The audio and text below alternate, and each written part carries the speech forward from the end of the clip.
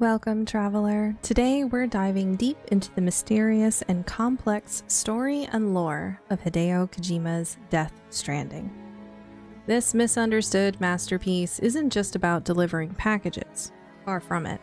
It's a hauntingly beautiful world rich with meaning, layered storytelling, and unforgettable characters.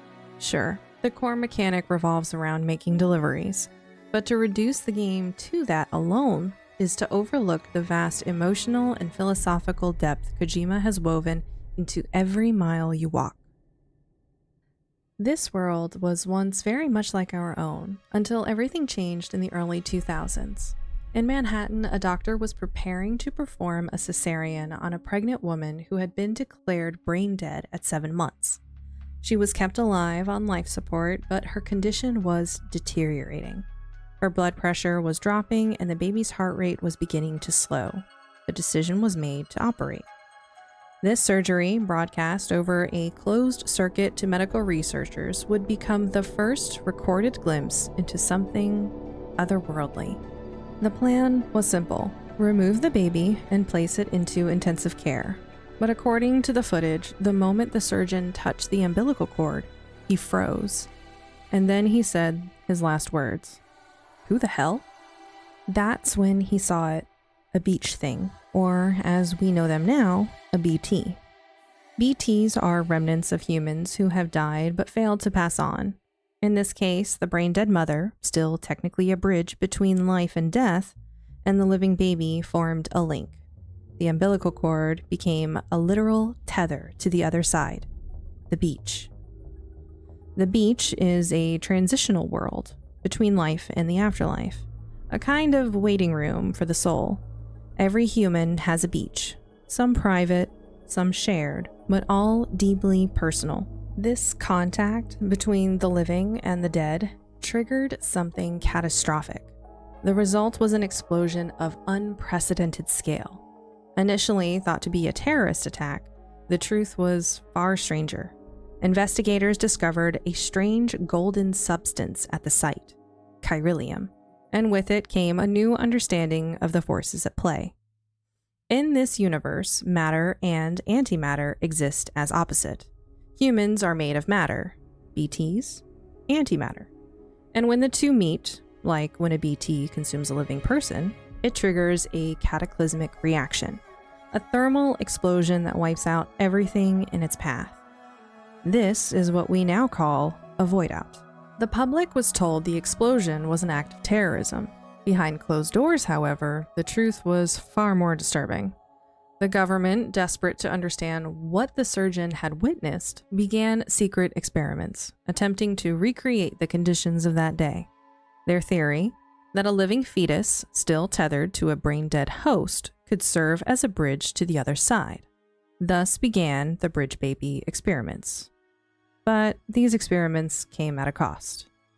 Another void out occurred, this time leveling all of Manhattan. The blast annihilated the city, and with it, the sitting president of the United States.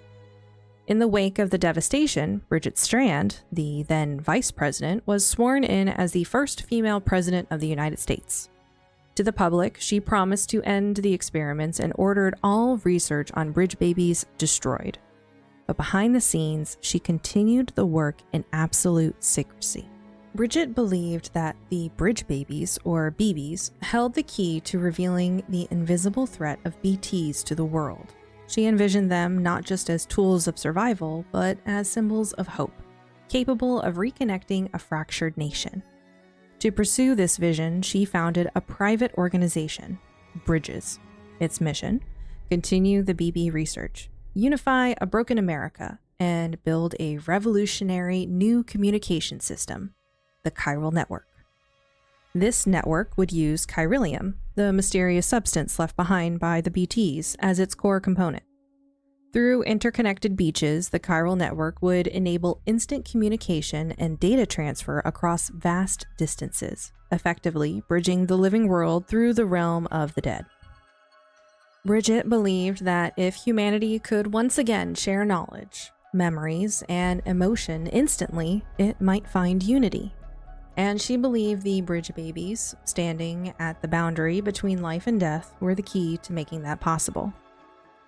The Death Stranding changed everything, not just our understanding of life and death, but the very fabric of reality. Global communications and infrastructure were gone. Entire cities vanished in an instant. The landscape twisted into something alien. As chiralium entered the atmosphere, torrential, time-warping rain called timefall began to fall from the sky, aging anything it touched. Even stepping outside became a risk. Survivors retreated into isolated pockets, living in underground bunkers and sealed cities, afraid to venture beyond their walls. The once united states fractured into disconnected outposts, each cut off from the next by fear, distance, and the ever-present threat of BTs. Humanity began to fall into isolation, and yet not all was lost. Some still dared to walk the land. They were called porters, brave souls who carried vital supplies across vast, dangerous terrain. Their job wasn't just about deliveries, it was about hope, about keeping the fragile threads of civilization from snapping entirely. Some of these individuals began to exhibit strange abilities, resistant to the effects of timefall, sensitivity to BTs, even visions of the beach. No one knew exactly why, but the phenomenon became known as the affliction of dooms. And in the middle of this broken, haunted world, Sam Porter bridges. From a young age, Sam suffered from dooms. His mother, Bridget Strand, the President of the United States, was a powerful figure, but rarely present. The world was falling apart, and Sam was left to face it mostly alone. He developed a chiral allergy, experienced terrifying nightmares of death and destruction, and could sense the presence of BTs. But in the midst of all that fear and confusion, there was the beach, and his big sister, Amelie, was there. She would keep him company, calm and kind, easing his pain and speaking to him like no one else would. As Sam grew older, so did the weight he carried. The son of the president, a repatriate, a doom sufferer. He was different, an outcast, and the world made sure he knew it. Eventually, he developed aphantasmophobia, a fear of being touched. Bridget, realizing she was part of the problem, made the difficult decision to send her son to therapy. That's where he met Lucy. She was a few years older than Sam, born before the Death Stranding, before the world blurred the lines between life and death. Lucy saw Sam not as the president's son or some scientific anomaly, but as a person. Still, breaking through his walls wasn't easy. Her notes described him as intensely private, unwilling to speak about himself. When he finally opened up, it was to talk about the beach, about dying, about his sister, Amelie. To Lucy, it all sounded like a fantasy. She pushed back, gently at first, but then more firmly.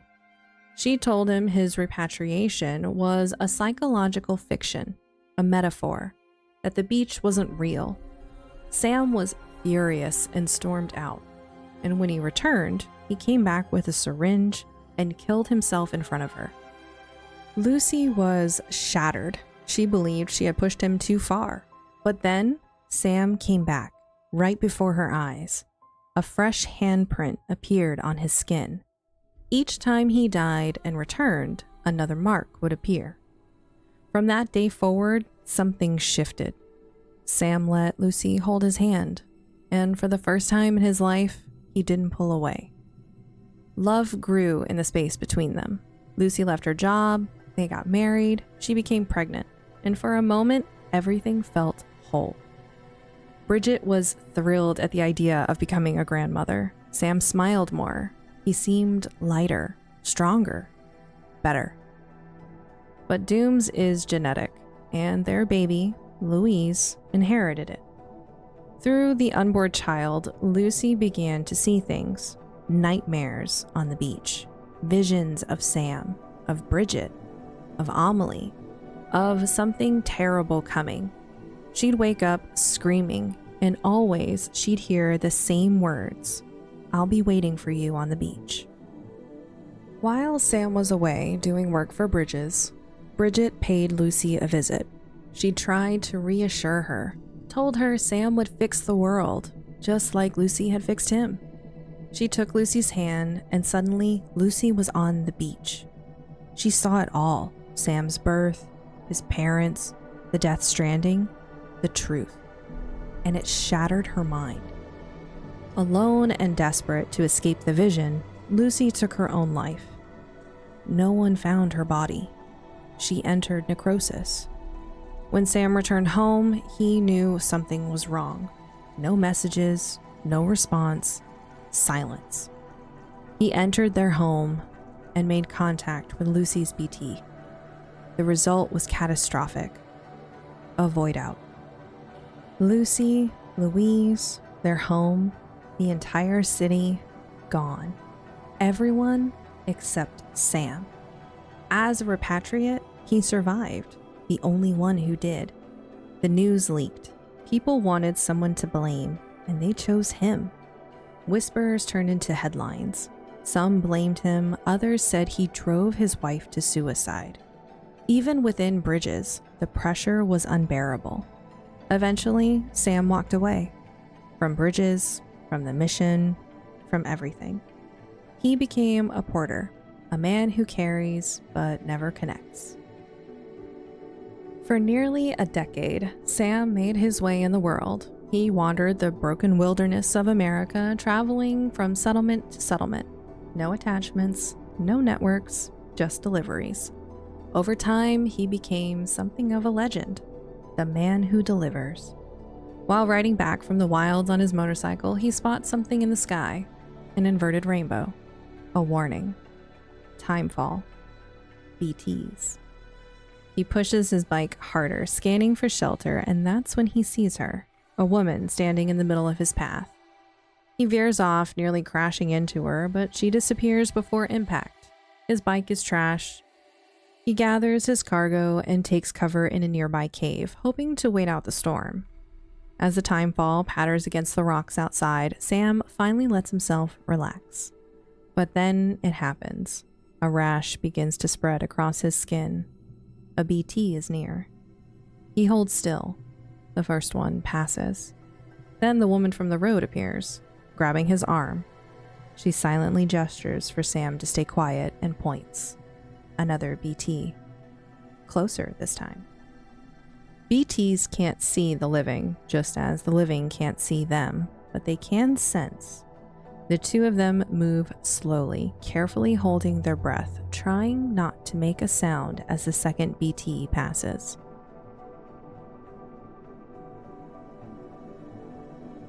Once the danger has passed, Sam lets out a quiet breath, pulling his arm from her. The woman comments on Sam's chiral reaction, asking if he can see them. He replies with no, only that he can sense them. She knows that means level 2. Then she introduces herself, Fragile of Fragile Express. She offers him a cryptobiote, a strange floating creature that helps recover from the effects of timefall. She also offers him a job. Knowing of the legend, she could use his help. Fragile Express has lost most of its workforce, people she called traitors. She's trying to rebuild. She removes her glove, revealing her hand. Wrinkled, withered, aged. She explains that she was soaked in timefall from neck to toe. Sam simply replies that he can't help her. She sees the pain in him, the weight he carries. She doesn't press. She simply says, "See you around," and vanishes. Sam picks up his cargo and heads to Central Knot City to make his delivery. He's behind schedule, and that's the first thing he hears as he drops off the package. The woman who greets him notes it's not like the legend to be late, but she's sympathetic, grateful that he made it at all. Just as Sam turns to leave, he receives a Priority 1 special commission. Outside, a corpse disposal truck rolls up, and a man named Igor steps out and introduces himself. They have a serious problem, and not much time. Igor shows Sam the cargo, a man who took his own life. They estimate the body's been dead for about 40 hours, meaning they're pushing the limit before necrosis sets in and a void out becomes inevitable. They need to incinerate the body at a facility to the north, but the route cuts through BT territory. That's why they need Sam. As someone with dooms, he can sense BTs. Igor, however, has a BB unit, a bridge baby, which allows him to see the BTs. The plan is set. They load up and head out. Along the way, Igor reminisces about the old world, before the Death Stranding. A world where people could fly, talk instantly across continents, live without fear. To Sam, who was born into this shattered version of Earth, it might as well be a fairy tale. As they drive, an inverted rainbow appears, a sure sign BTs are close. Sam checks the body again. Tar is beginning to seep. Necrosis is setting in. Timefall starts to rain. They've entered BT territory. It doesn't take long before the BTs reach them. The truck flips violently, slamming them into the ground. Sam comes to. The truck is wrecked. The incinerator is now out of reach, and worse, they're out of time. The body is in the final stages of necrosis. Chiralium is collecting and BTs are appearing around them. Central Knot City isn't far. If a void out happens here, the city could be lost. Igor tries to free the driver, pinned under the truck. His BB signals that the BTs are everywhere. Timefall touches the driver's face, aging it as he screams. Sam hisses at him to shut up. Everyone freezes, holding their breath. One step, one sound could doom them all. And a BT glides gently past. Then it happens. Tar begins to erupt from the corpse. The body sinks and rises again as a BT. Sam, injured and bloody, watches as the tracks of the creature begin to approach. His blood, splattered on the ground, sizzles where it meets the BT's tar. The driver panics, screams. The BTs descend on him. Igor, knowing what's coming, apologizes and shoots the man. Death is a mercy compared to what the BTs have planned.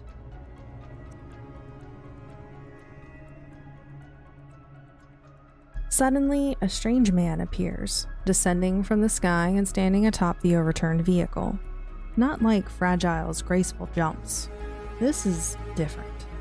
He silently points behind them. Tar surges up from the ground. A colossus emerges. Igor fires his gun, a futile attempt to fight back. He throws his BB to Sam and shouts, "Run." Igor pulls his sidearm, attempting to end his life before the BT can take him. But it's too late. Something grabs his leg, dragging him skyward. Unable to reach his gun and desperate, he stabs himself over and over with a pocket knife, doing anything to stop what's coming. The towering BT's face opens, gaping and monstrous, and swallows him whole. Void out. Sam wakes up on the beach. The BB that was with him during the blast is there too, crying on the sand. Sam picks her up, holds her close, but she vanishes, leaving only tar on his hands. Tiny handprints trail away from him, leading back towards the water of the beach. The beach is filled with the stranded dead. Whales, fish, bodies of all kinds caught between worlds. Above, 5 ominous figures in the sky, human in form, watching silently. A woman in a red dress appears, singing London Bridge as she walks into the sea.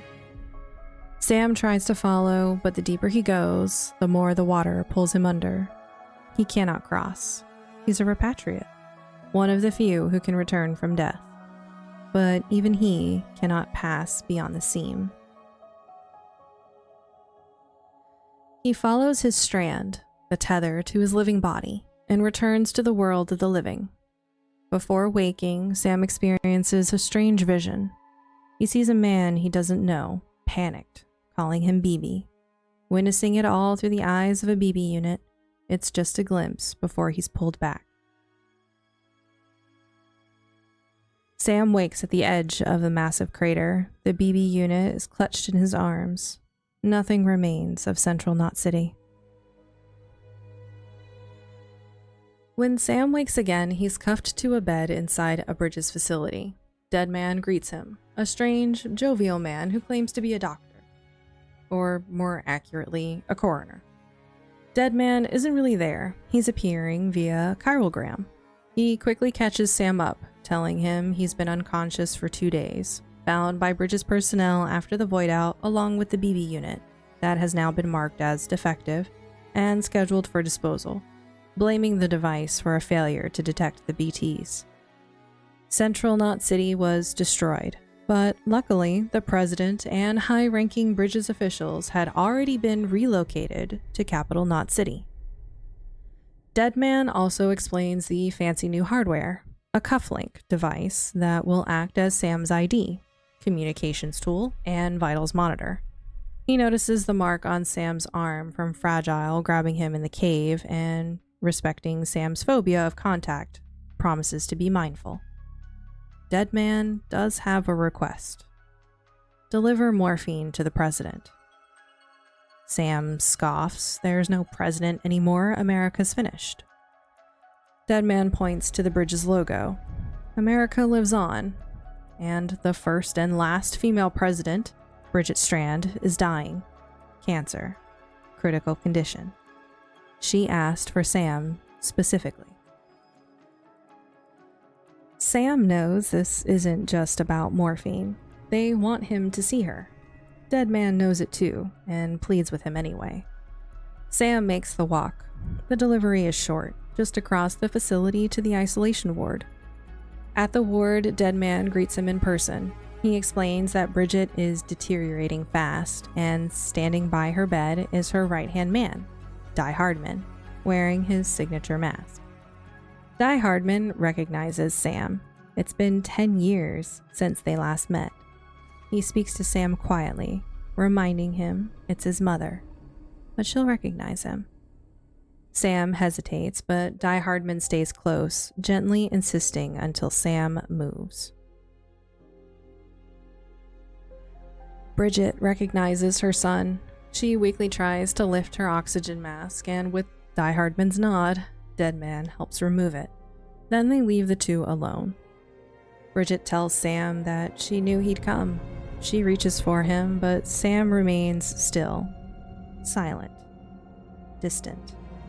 She acknowledges that he must hate her. Amelie. Hearing his sister's name got his attention. Bridget reminds him that Amelie had spent 3 years traveling across America, that she's trying to rebuild the country, and now Amelie needs help to finish what she started. Sam tries to argue, America's finished. Humanity can survive without it. But Bridget insists, alone, there is no future. She grabs for Sam again, stumbling from her bed and crawling towards him. She touches his hand. This time, Sam doesn't pull away. She takes it as a sign. She says she loves him, and in her final moment, a brief glimpse of Amelie flashes before Sam's eyes. Then, Bridget Strand, President of the United Cities of America, collapses. The heart monitor flatlines.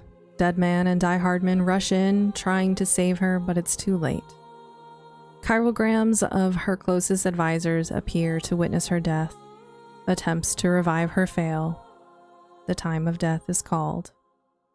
As reality sets in, the facade of her office dissolves around them. Sam sits in silence, staring at an old photo he's carried for over a decade. The words, "Be stranded with love," haunting him. He's spent his life shackled to Bridget's plans. Does he really have a choice?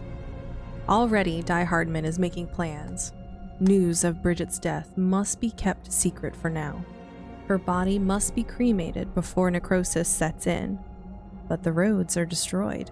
There's no corpse disposal team left, and the incinerator is deep in BT territory.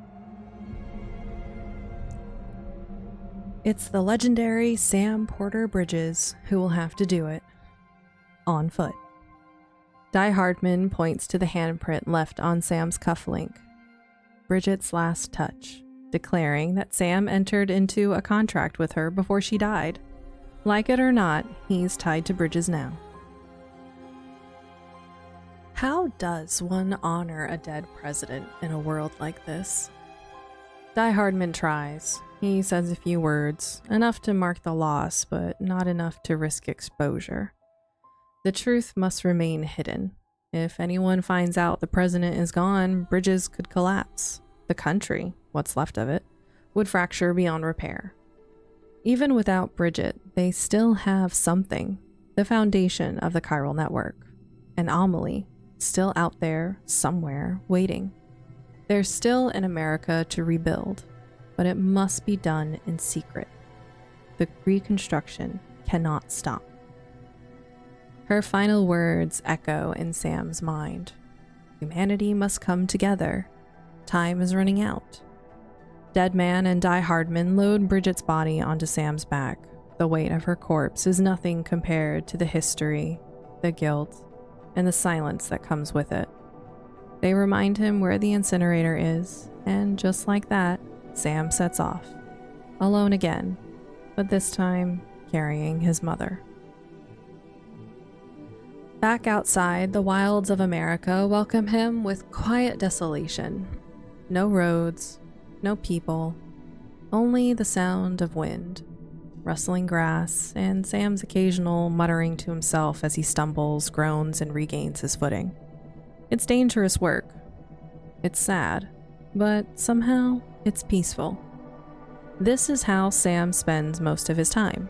Walking, tripping, jogging, running, falling, talking to himself, delivering the dead.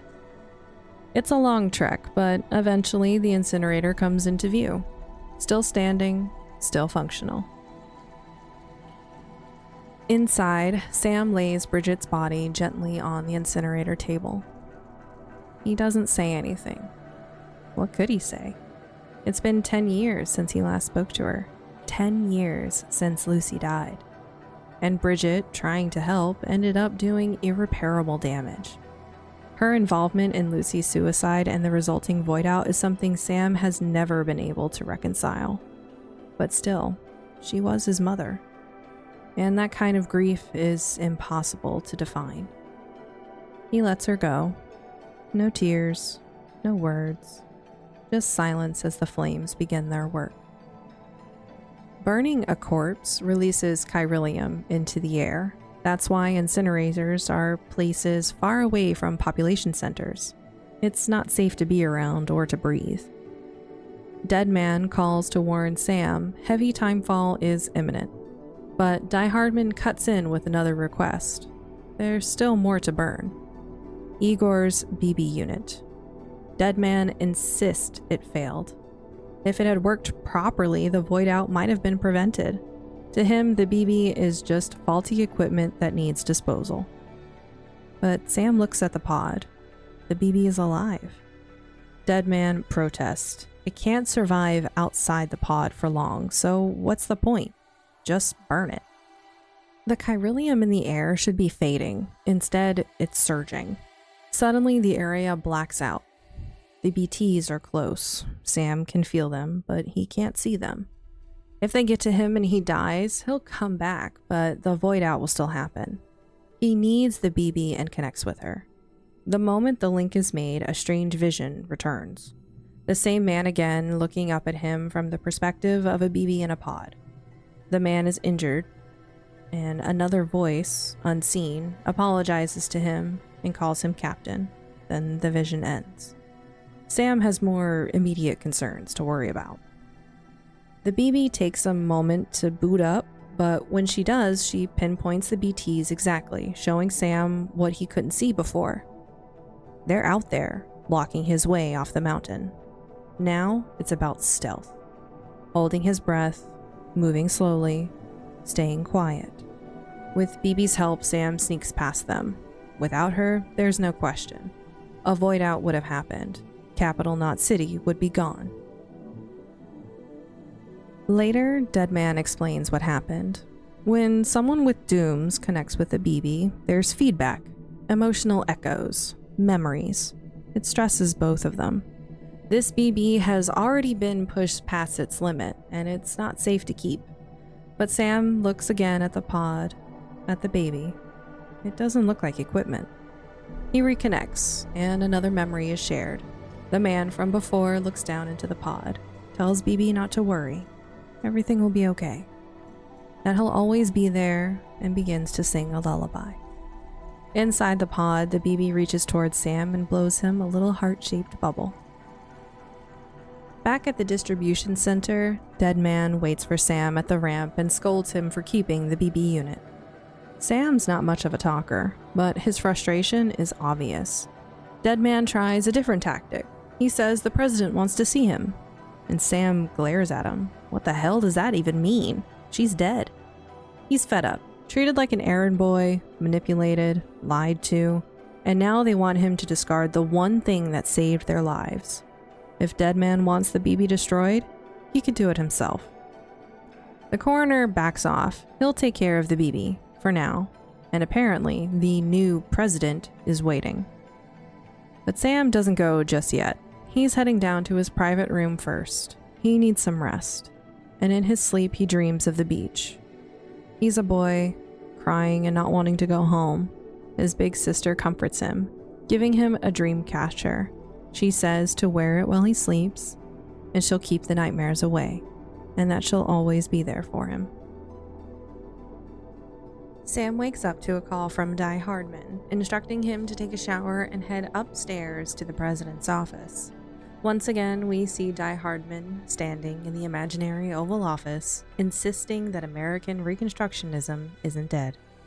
He introduces Sam to their new hope, the one who will carry on Bridget's legacy, Amelie. Though it's been 10 years since they last saw each other, she hasn't aged a day. She's only present as a chirogram, but even her digital presence puts Sam on edge. He leans back, hesitant to make eye contact. Under Amelie's leadership, they believe the United Cities of America can rebuild, and the chiral network is the key, but they need Sam's help. Amelie had set out west 3 years ago on an expedition, bringing remote settlements into the fold. With her presence, the team was protected from BTs. They made it all the way to the Pacific, and that's when everything fell apart. The expedition was attacked by a separatist group known as the Homo Demons, or Madmen in Latin, violent extremists who believe in absolute independence, and Amelie was taken hostage. She tells Sam she isn't being tortured and isn't locked up in any way. She's allowed to use their facilities and communicate with the outside.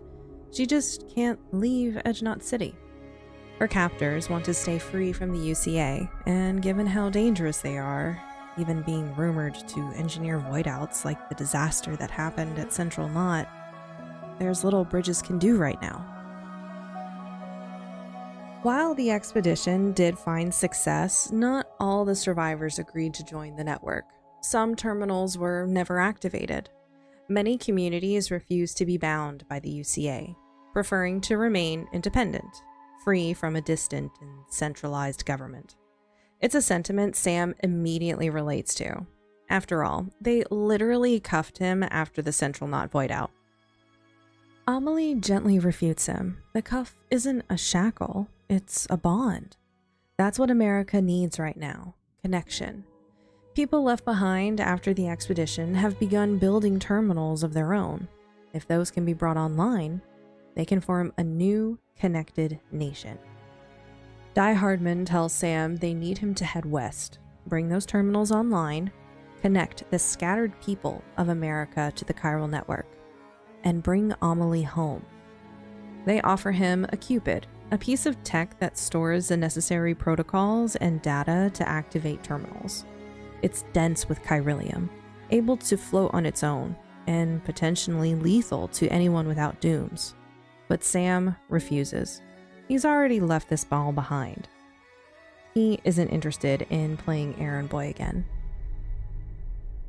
Die-Hardman chases after him, insisting that America needs both him and Amelie. But Sam isn't buying the utopia pitch. Connecting the world didn't stop suffering the first time. It won't now. It's all just another cycle. He's told to take the night to think it over. Deadman then checks in, reminding Sam the importance of rest and to let Sam know BB's maintenance is complete. He's made a few tweaks to improve performance. The BB seems glad to see Sam again. Sam returns to his quarters and lays down for the evening, and that night, he dreams. He's on the beach. Amelie is waiting for him. She says she's stranded, stuck on the shores of the Pacific. She can't go home. To Sam, these are the words of his imprisoned sister. She pleads with him to come back, promising she'll be waiting. Her red dress darkens as she runs to hug him. She says she'll be waiting for him, and walks towards the waters as a planet on the horizon is engulfed in flames. Sam calls out and wakes up back in his room. Morning check-in begins. Die-Hardman calls to inform Sam of the room's amenities. Then, Deadman, Heartman, and Mama all chime in, each with their own reminder. BB's calibration unit is nearby, his gear is ready, and even his bodily waste is being collected for research into dooms and chiralium exposure. Privacy is clearly not a luxury Sam can expect here. Then, Die-Hardman enters his room, asking if he's reconsidered. Sam still doesn't care about rebuilding America, but he does care about his sister, so he agrees. Die-Hardman hands him the Cupid. The goal is to bring old terminals online. Right now, they can only handle low bandwidth communication, but once linked, the network will allow massive zero-time data transfer, enough to print equipment or share vital information. But it can't teleport people or food. Porters are still needed. Deadman offers to dispose of Sam's old boots, but Sam has a request. He noticed the BT react negatively to his blood. Since Bridget is already collecting his samples, maybe it can be used. Sam's cargo and route have already been prepared. Everything is waiting for him at the distribution center. As he plugs back into BB, another memory flash hits. The same man appears, holding a gun and a pillow, apologizing to a sleeping woman. He walks to BB's pod and gently lifts it. "Can you hear me?" he says. "It's Daddy." And the vision ends. At the terminal, Sam receives his next round of delivery orders. The goal: complete these tasks and earn the trust needed to bring communities onto the network. On the road, he finds messages from other porters, encouragement, warnings, and occasionally lost cargo. Sam can finish the job or bring the item to a nearby facility so another porter can continue the route. But timefall is always a threat. It damages containers and degrades cargo, making long hauls dangerous. This is Sam's routine: walking, hauling, occasionally resting, and surviving. The path to Port Knot City is long and treacherous. Along the way, Sam must activate terminals to form stable link. But not everyone is friendly. Mules, former porters addicted to deliveries, are now hostile scavengers. Chiralium exposure has driven them mad, and they obsess over stealing cargo. Then there are the BTs, the terrain, and the timefall. If BB gets too stressed, she shuts down and can suffer from autotoxemia. Sam must soothe her or bring her back to Bridges for maintenance. Deadman explains that when BB's recharged, they're synced to a brain-dead still mother in Capital Knot. It's like going back to the womb, a stress reliever, a comfort. BBs are just equipment, he reminds Sam, but it's hard not to smile when she smiles back. BBs rarely last more than a year outside the womb. This one's nearing the end. Deadman doesn't know how to keep her alive, but maybe with the chiral network, they'll find a way. That night, Amelie appears to Sam again. Same words. She's not a prisoner, but she can't leave. She's counting on him to connect the country, to give people hope. She'll be waiting for Sam. Then she's gone. In the morning, Heartman contacts Sam. He wants Sam to shower so he can analyze the water. Afterward, he gives Sam a sample and asks him to try it on a BT. Heartman is more interested in the mysteries of the past than political unity. He believes Sam's repatriate body fluids could be the key to new BT weapons. Then a countdown begins, and before Sam can ask any questions, Heartman stops responding. It's almost like the call was dropped. On the way back up, Sam reconnects to BB and sees another vision. The man is arguing with the woman. "This isn't what we agreed on," he says. She replied that the BB can't be released and that it's for the best. But the man doesn't trust her. Says some woman in a mask who's done nothing but lie to me, he growls. At the top of the elevator, Sam receives a video call from Deadman checking in on BB. Sam tells him about the strange visions. Fragmented images of a man speaking, people talking in a room, but the words are always too muffled to understand. Deadman explains that what Sam is experiencing is a bleed-through effect. He's mistaking BB's memories for his own. Deadman admits that BBs, bridge babies, were developed decades ago in complete secrecy. Though they're used extensively today, no one fully understands how they work. Deadman has been digging through what little remains of old research, but most of the original data is long gone, either scrubbed or lost. At the delivery terminal, Sam picks up his next set of delivery orders. Another video call comes in, this time from Heartman, who shares more technical insight. He explains the function of the chiral printers and the importance of chiral crystals, theorizing that the chiral network may actually be a sort of time machine, transmitting data into the past. Despite the growing list of tasks and side missions, Sam presses forward towards Port Knot City. Along the way, significant strides are made in the development of BT weaponry using Sam's own blood and bodily fluids. More isolated outposts are brought into the network, deliveries are made, structures are constructed and shared with other porters. Emails pile up with new lore, theories, and messages of gratitude, and more memories connected to BB's mysterious father begin to surface. Eventually, Mama herself reaches out to Sam with a request to test one of the newly developed blood grenades on a BT. For the first time in recorded history, a BT is successfully eliminated, forced back to the beach. Its defeat marks a groundbreaking moment. Heartman is thrilled. This changes everything. Sam no longer has to run. He can fight back. There is now real, tangible hope. It's not just a symbolic step forward Reconstructionism. It could be the first step in humanity's survival. Eventually, Sam makes it all the way to Port Knot City, officially connecting the region to the chiral network. The facility's manager is ecstatic. They've waited a long time for this moment. He immediately recognizes the BB on Sam's chest, but not the baby itself, the keychain on the pod. It belonged to his brother, Igor. Sam tells him the truth about the BTs, the void out, how he ended up with Igor's BB, and what happened that day. It's hard to hear, but the manager, Victor, trusts Sam. If his brother believed in him, that's good enough. He gives Sam some upgraded equipment to aid him on the next stretch of his journey. Port Knot City is online. Amelie appears again via chiral projection to deliver her usual message of human connection, of unity, of hope. She thanks Sam and reminds him once more to make us whole again. To head further west, Sam will have to cross a vast body of water. The only person left with a working boat is a private courier from Fragile Express. All other transport ships were lost long ago in terrorist attacks and timefall decay.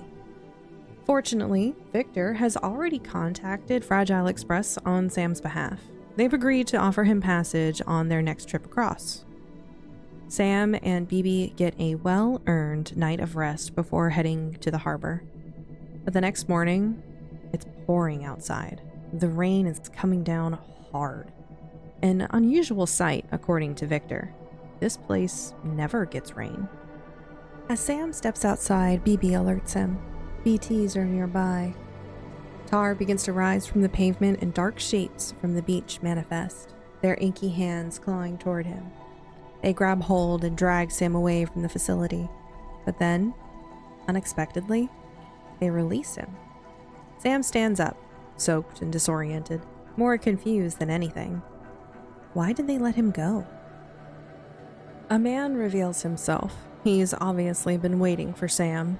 He introduces himself as Higgs, the particle of God that permeates all existence. He's wearing Homo Demon's gear and doesn't hide his flair for theatrics.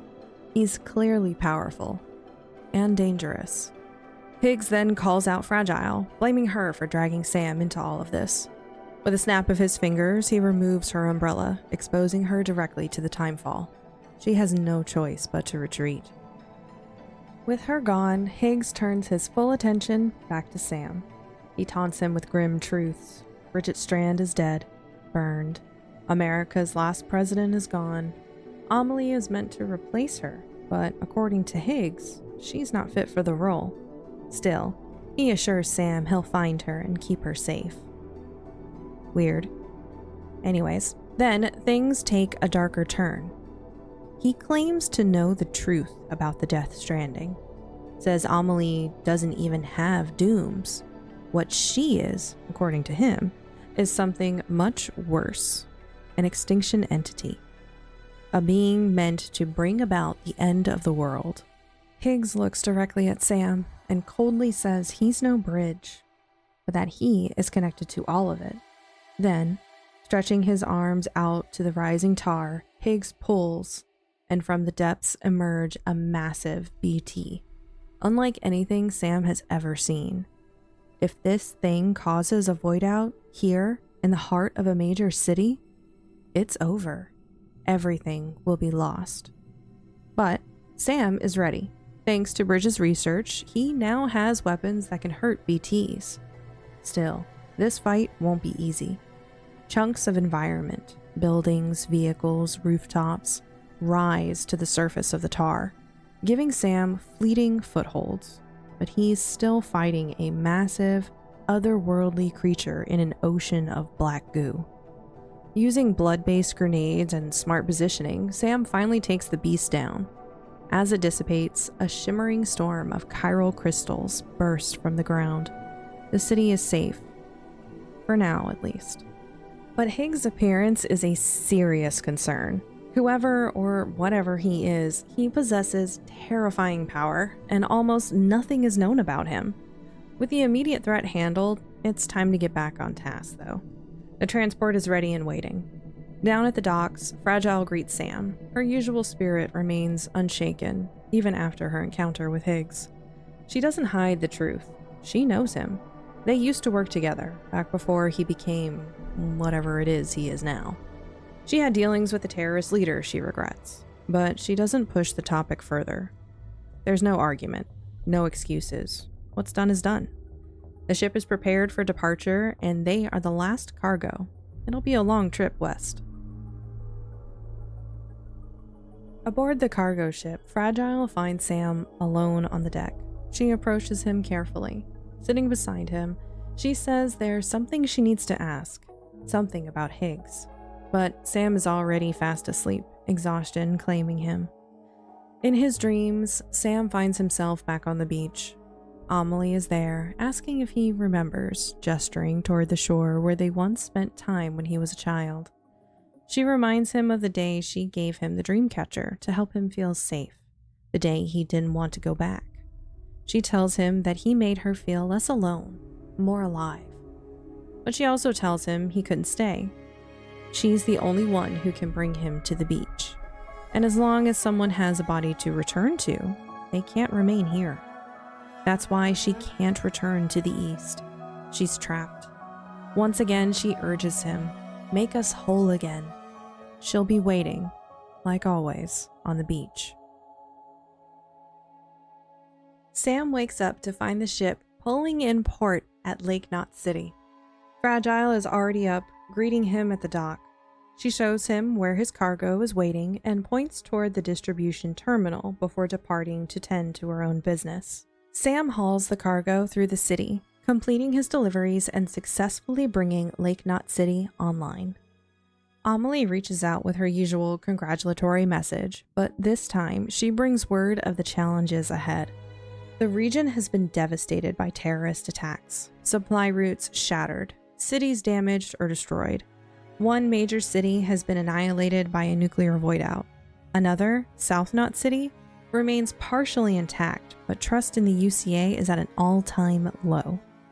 Fragile has agreed to help Sam through the region, but it will be up to him to rebuild bridges and convince the people here to connect once more. Sam takes a brief rest before setting out. Once again, he dreams of the beach. This time, he remembers giving Amelie a handmade necklace called a kipu, a symbol of connection, one she treasures and has worn ever since. When he wakes, Fragile is in his room. She has a request. She needs a porter for a special delivery and gives Sam a Fragile Express ID. Though Higgs has damaged her company's reputation, there are still people who remember what she once stood for. Some still trust her. She knows Sam sees through her, knows that she's helping him because she wants help in return. But she doesn't argue. Instead, she shows him her full Doom's abilities. She phases through the beach, teleporting right before his eyes. This display proves something startling.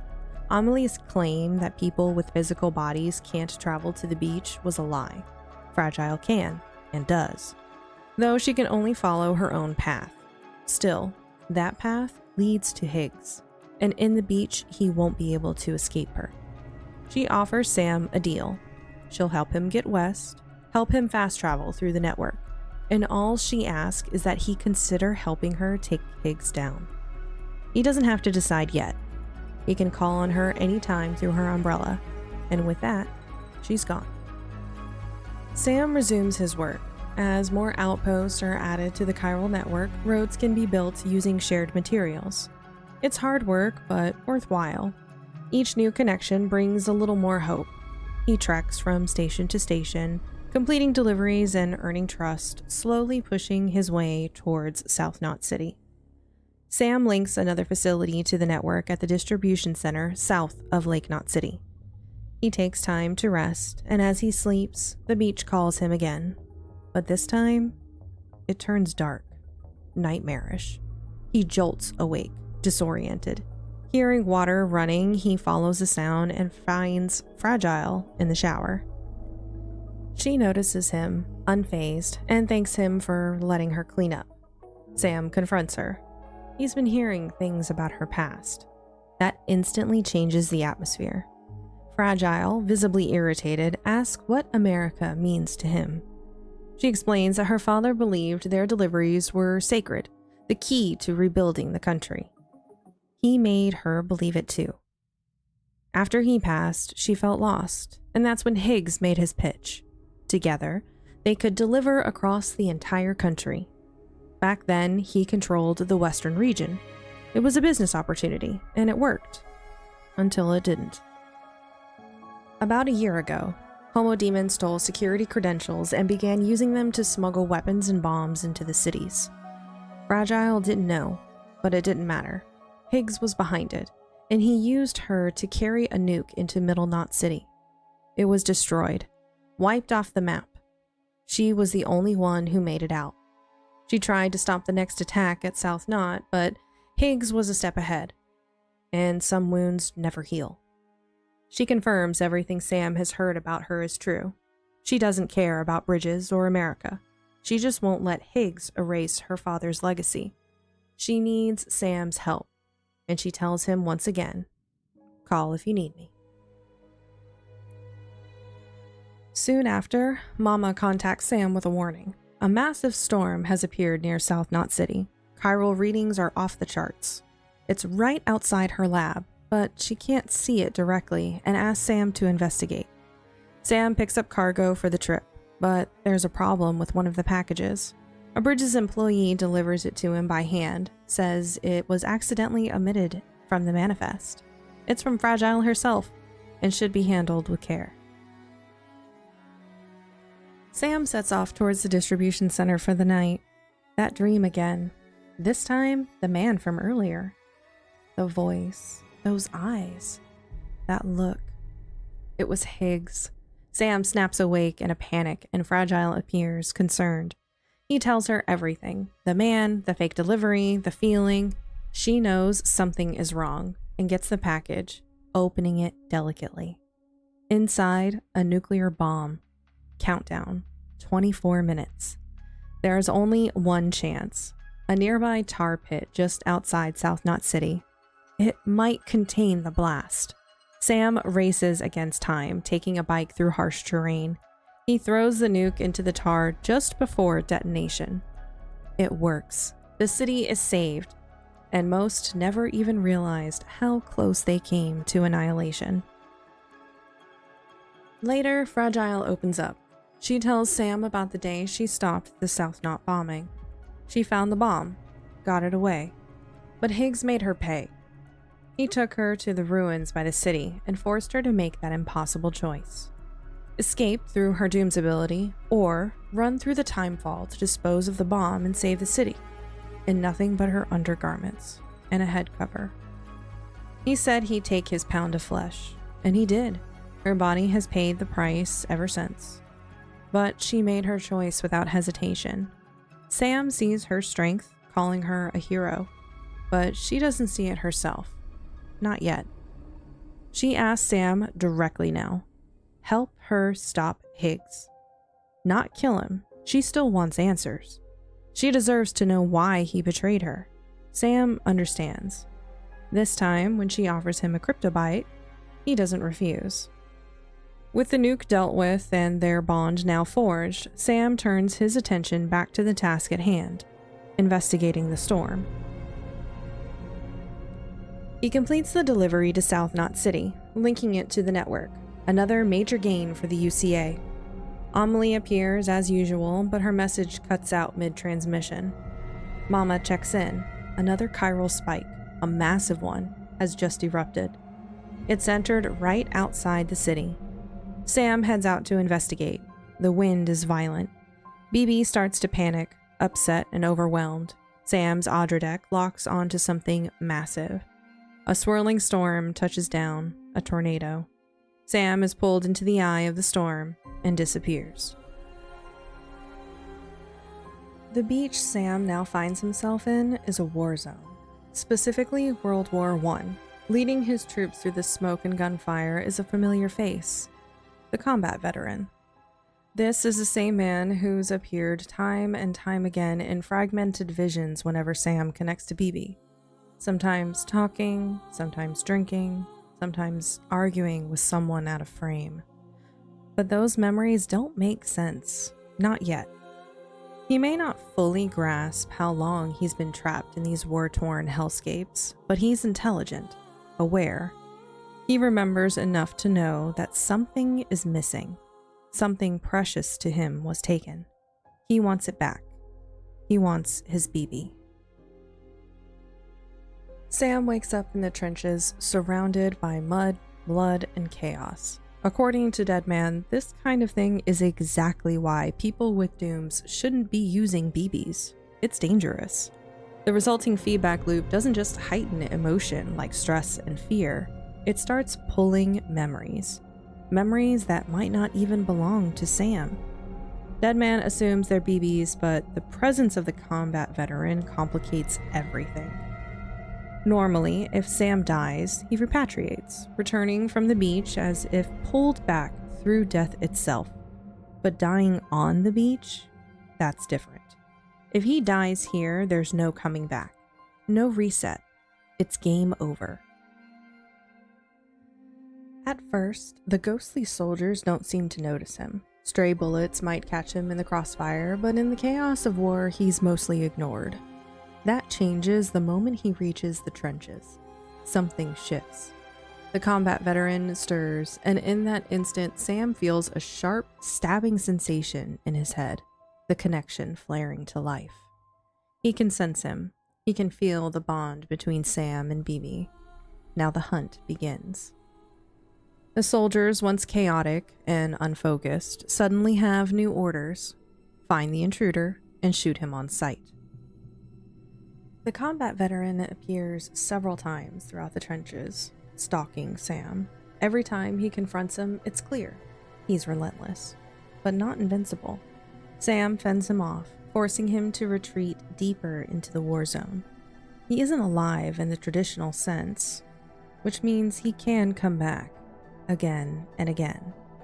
Sometimes Sam can hear his voice echoing across the battlefield, confused, disoriented, asking where he is in between volley of gunfire. After one last clash, Sam takes the soldier down, but he doesn't vanish. He just lies there, still human, not a monstrous BT like the one Sam's used to. But why would a human have a beach like this? As Sam cautiously approaches, the man suddenly awakens, latching onto BB, desperate for contact. At that moment, another memory breaks through. Sam sees a vision, the same man, the combat veteran, tense and cautious, moving through sterile corridors. Alarms blare and someone yells at him to freeze. Then, Sam jolts awake, back in the real world, soaked in blood and mud. Mama calls in, asking if everything is all right. Strangely, in the land of the living, almost no time has passed at all. Time on the beach flows differently. She's confused, slightly skeptical of Sam's story. A battle, a soldier, someone trying to steal his BB? It sounds impossible. Sam doesn't press the issues. He'll deal with it all later. Right now, he needs to meet with Mama in person at her lab nearby. She wants to inspect the Cupid and determine whether it's a viable long-term solution for maintaining the network. Mama's lab is nestled in the ruins of a collapsed structure. Though it was originally built as a Bridges facility, Mama has her own reasons for staying here. As Sam enters, the BT sensor activates. It's detecting something above him. A baby mobile sways as it plays a soft lullaby, and then the power cuts out. Tiny handprints begin appearing on the ceiling. There's a BT in the room. But it's not just any BT. Mama's daughter. The little one is fussy, hungry. Once she settles down for a nap, the power flickers back to life. The baby is tethered to Mama by an umbilical cord, an already tragic image that Sam quietly asks about. Mama answers plainly. The BT is her daughter, and she is her mama. She explains that the baby can't move beyond the space they're in, and because of that, neither can she. The umbilical cord between them is not just symbolic, it's real. A bond to a soul not ready to let go. Mama knows the child doesn't belong in this world. The other side is calling to her. Maybe her daughter even wants to go back. But letting go is hard. Still, Mama knows they can't go on like this. It's not fair to either of them. Shifting back to business, Mama reviews the data Sam collected during the storm. The chiralium levels in the region had spiked and then vanished when he stepped outside. His cufflink recorded something even stranger. The sounds of gunfire, timestamps, and logs from another place entirely. She believes him. Something happened. But all they can do now is theorize. She suspects these chiral storms are being triggered by the increased connection to the network. More chiralium is leaking into the atmosphere, and that's dangerous for regular people. Limiters were included in the Cupid design to prevent this, but Sam's must be faulty. Every terminal he's brought online has been unregulated. That can't continue. You can't rebuild a country if it poisons everyone in the process. She's built a new Cupid, but it needs the software adjusted to include a limiter. And that means finding the one person who wrote the code, Lochna, who's in Mountain Knot City. Sam heads out. The journey to Mountain Knot City is long and dangerous, like all the others before it. He continues bringing new facilities online, hoping that once the Cupid is repaired, the update will stabilize the network. Still, there has been no word from Amelie since the disruption. All Sam can do now is keep going west. At the distribution center north of Mountain Knot, Sam makes a delivery, then retires to his private room for rest. That night, another vision hits him. On the beach, BB is out of the pod and crying. Amelie appears, arms extended. Then BB morphs into a broken doll, nails hammered into its head. Higgs materializes, driving a knife into Amelie's chest and taking her necklace, the quipu Sam made, as a trophy. Sam jolts awake, panicked, and then Amelie is in his room. She says Higgs attacked. Everyone is dead. The city is gone. There is no escape for her anymore. These are things Sam already knew, details from before his journey even began. But she repeats it as if it just happened. Sam asks where her necklace is. She dodges the question, saying she barely managed to contact him. This may be their last conversation. She's still safe, for now, and insists again that the network is her only hope for freedom. If Sam can finish it, they can return east together. Sam presses again about the quipu. She doesn't answer, only saying she'll be waiting for him on the beach. Then she vanishes. Sam's confusion and frustration are plain. Everyone is counting on him. The next morning, Sam and BB get ready to depart. Deadman calls in with new information. He's been researching BBs and found data on a separatist group that had access to the technology, long before Bridges began using it. They used BBs to track BTs and manipulate them, guiding them into enemy paths. When Bridges found out, they started using BBs as a countermeasure. But Sam's BB? There's no service record. It's as if someone deliberately scrubbed its history. The BB program itself began around the time of the Death Stranding, but it was abruptly shut down after the president's death in Manhattan.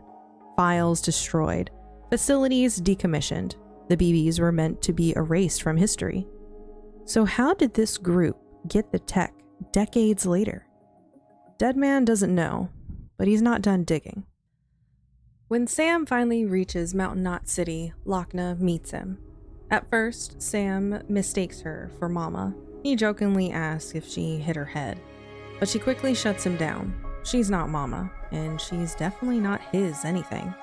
And she wants nothing to do with the UCA or its network. As far as she's concerned, the chiral network is just pollution, and she wants it far from her city. Die-Hardman contacts Sam shortly after. He explains Lochna is Mama's twin sister. Together, they were the architects of the chiral network. Mama the hardware, Lochna the software. They used to be able to communicate no matter the distance, like a telepathic connection. But after the incident with Malingen, it all stopped. They need Lochna's help to fix the Cupid, and Mama is the only one who might convince her. Sam returns to Mama's lab, where she's been busy. She crafted a new set of cufflinks for him, this time with an added function: cord cutters. Using his blood, she's made a tool that can sever the umbilical cords of BTs and send them back to the other side. Now she asks Sam to do the same for her daughter. It's time. Mama explains her real name is Malingen. She and Lochna were born conjoined twins, sharing not just a body, but a soul. Their connection was so deep they shared a single beach. Even after separation, they could feel each other's emotions, an enhanced twin bond made stronger through their dooms. As children, they were prodigies. They built the chiral network together, but they didn't always agree, especially about children. Malingen didn't want any. Lochna did. But fate was cruel. Malingen couldn't produce eggs, and Lochna couldn't carry a pregnancy to term. When Lochna fell in love and her partner died in an accident, she was devastated. Malingen sensed it. To save her sister's life, she offered to be a surrogate, and through scientific ingenuity, Malingen carried Lochna's child. But while waiting at the hospital for a scheduled C-section, the demons attacked South Knot City. Malingen was caught in the collapse, pinned beneath the rubble, unable to move. She gave birth there, alone. Her daughter died, and so did she. But neither of them passed on. Bridges eventually found her, but because her daughter was tethered to the world, so was she. She never told Lochna. She couldn't bear to. Mulligan cut herself off, severing their bond, out of shame, out of grief. But now it's time to tell the truth. Time to let go. Sam cuts the cord. Mulligan watches her daughter float upward into loving arms on the other side. Then she turns to Sam and says she's ready. She wants to see her sister. Leaving Mama's lab, Higgs is waiting outside. He wasn't expecting company, but it makes no difference. He summons another monster from the tar. Sam's options are simple: fight or run, but don't get eaten. On the journey back, Mulligan talks about the collapse, about her and Lochna's connection. She believes that by connecting the chiral network, they can give everyone what she and her sister once had: complete, unbreakable understanding. As they approach Mountain Knot City, she begins to fade. She's been on borrowed time. But there's just enough left of her to reconnect. Lochna sees her, and in that instant, she understands everything.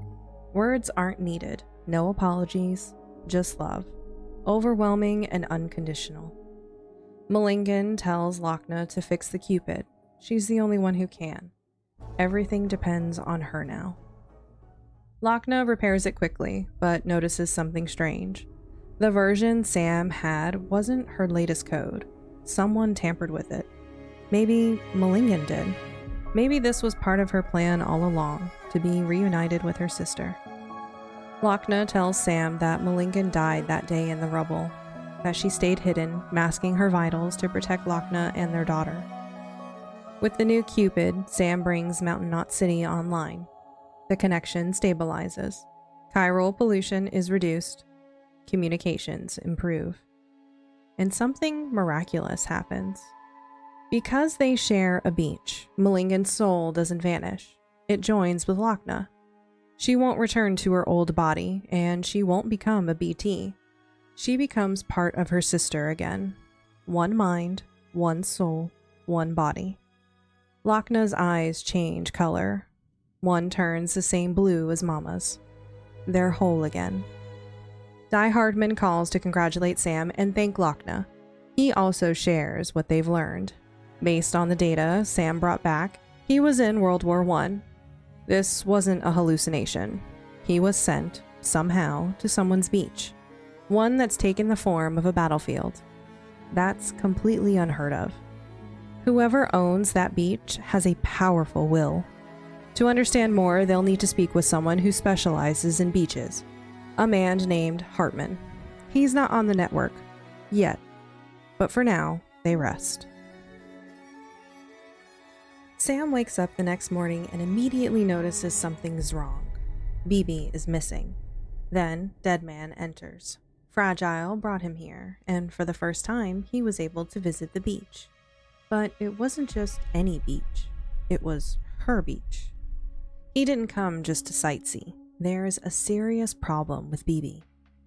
Bridge babies work because they exist in a fragile equilibrium, caught between life and death. That's why they can connect to the world of the dead, not truly alive, not truly gone. A bridge, yes, but a baby, no. But Sam's BB is starting to behave more like an actual child. She's gaining weight. Her brain activity is spiking. She's retaining memories, becoming self-aware, developing a personality. To Sam, that doesn't sound like a problem. It sounds like growth. But to Deadman, it's a dangerous malfunction. BBs aren't supposed to become sentient. If left untreated, she'll fail entirely within days, and trying to remove her from her pod would likely kill her. Deadman wants to perform a delicate procedure to realign her, hoping to reset the balance. But there's a risk. It could erase her memories. Sam asks quietly, "Lou will forget me?" Deadman admits that it's possible, but she will be back to functioning as intended. He wants to take BB for a few days to get back to normal. Let her stabilize before things go further. Sam just needs to trust Deadman. Deadman goes to take BB, but Sam isn't quite ready to let go. But when he does, BB decides to release some fluids on Deadman. He sighs and says this is why he doesn't like BBs. Between the trip to the beach and now this, he's grimy in more ways than one. He excuses himself to take a shower, discreetly removing Sam's cufflink and his own. Sam picks up the signal. Deadman wants to talk in private. He follows him into the shower, ignoring his usual phobia. This is serious. Once the water's running, Deadman is blunt. This conversation must stay off the record. The BB experiments never stopped, not even after the Manhattan void out. Bridget, Sam's adopted mother, was obsessed with understanding the BBs and the beach, obsessed with using them to open doors no one understood. Bridget oversaw the creation of the chiral network using BB technology, using them as the keys to the other side. But the deeper Deadman digs, the more question he has, especially about Die-Hardman. No one knows his real name. No one's seen his face, not even Sam. His records don't go past the Death Stranding, as if the man didn't exist before then. Everything else is top secret, and only the director has clearance to access that data. Deadman is trying to piece things together by gathering public records through the network, but for now, he doesn't think they can trust the man behind the mask. And with BB out of commission, Sam is going to have to work alone for a while. Later, Die-Hardman contacts Sam. Higgs has created a massive tar belt around Edge Knot City. It's now a no man's land of BTs. Sam can't go there without BB. She is his eyes in the other world. So, until she recovers, Sam's orders are clear. Continue expanding the network. Bring more people online. Every knot strengthens the connection. And the increased chiral density may help BB realign with her still mother. Distance will help too. Time apart will help sever their emotional tether. It's not ideal. Traveling through BT territory without BB is terrifying. But Sam manages. He makes deliveries, builds new roads, new connections, and brings more scattered people onto the network. Heartman is especially curious. He's heard strange stories through the network, that the Death Stranding that began 30 years ago wasn't the first. It's happened before.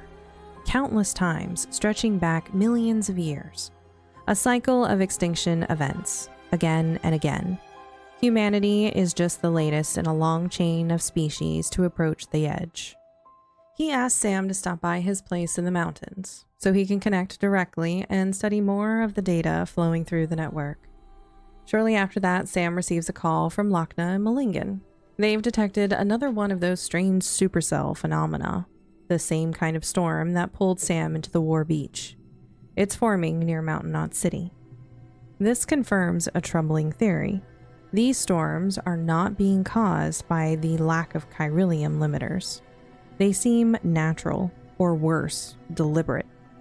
And they're going to happen with or without safeguards. Then, Deadman contacts Sam again. He's in trouble. He'd taken BB out into the mountains for a test. He wanted to see how she was doing in the field, but now the storm has him trapped. The supercell is growing, and he can't risk going outside with BB in his care. He needs help. Once Sam gets there, he sees Deadman, who tells him to stay away. He doesn't want him getting pulled in again, but before Sam can leave, the cabin begins to tear apart. Debris flies, the sky splits open. Deadman vanishes. Sam doesn't get the chance to turn back before he's dragged in too. The supercell devoured everything, and once again, Sam finds himself in a war-torn hell. He's back on the beach, but this time, he's not alone. Deadman is a doctor, a researcher, a brilliant mind within bridges, but not a fighter. He knows enough about Sam's last experience inside a supercell to understand one thing clearly. Whatever's waiting for them here is dangerous, and the best he can do is hide. At least he has BB with him. Sam wakes up in the middle of another war zone. It's not the same one as before. This time, it looks like a World War II city, but that doesn't make it any less deadly. He can still die here, and there's no coming back from that. Fortunately, the chiral network is functioning, and Deadman manages to contact Sam through the cufflink. He believes the soldier who controls this space is the key to escaping it, and that he'll be waiting for Sam in the sewers. The city above is a storm of chaos. Gunfire, bombs, and soldiers. It's a living hell that never stops. Every enemy cut down is replaced by another, a cycle with no end. Sam eventually finds Deadman deep underground. He and BB are safe. In fact, they've grown unexpectedly close. Sam hasn't seen BB in a while, and she's endured a traumatic medical procedure. When Sam reaches for her, she turns her back to him. It's clear she's taken a liking to Deadman now. And when Sam reconnects with her, they no longer share memories like they once did.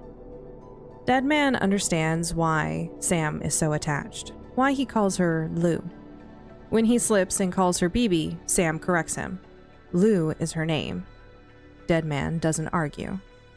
He agrees to stay behind in the sewers while Sam handles the combat veteran.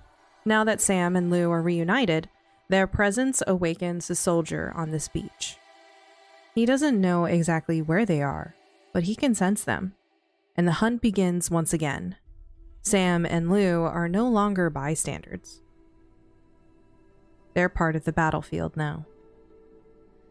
Sam engages with the veteran multiple times. Each time he manages to bring him down, he retreats, calling for backup.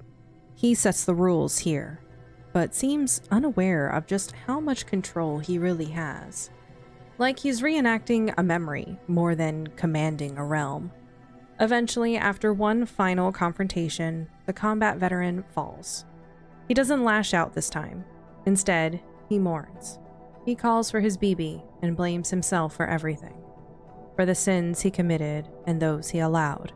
He glances at Lou, and then at the keychain attached to her pod. Recognition flashes in his eyes, and suddenly he lunges for Sam, desperate to reclaim what was once his.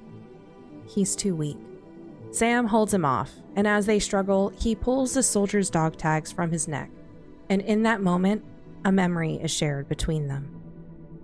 From within the pod, Sam sees the world through BB's eyes.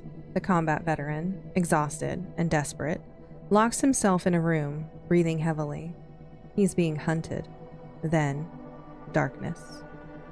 Back in the real world, Sam wakes from a nightmare. Lou is missing. In her pod is one of the dolls used by the Separatist. He bolts upright and checks the pod. She's fine. Just a dream. Deadman visits him shortly after.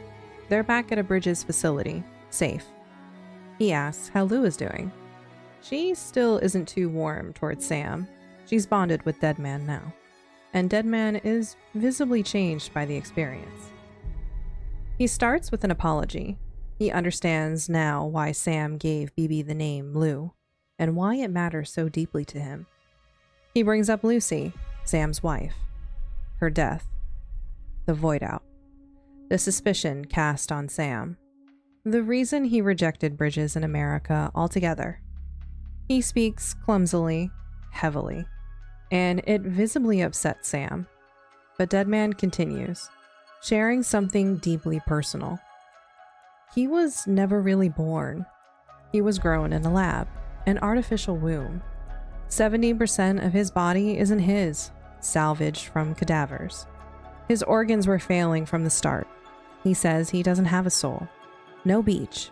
Just a collection of dead parts walking around. A Frankenstein's monster. A soulless meat puppet, he says. That's how he sees himself.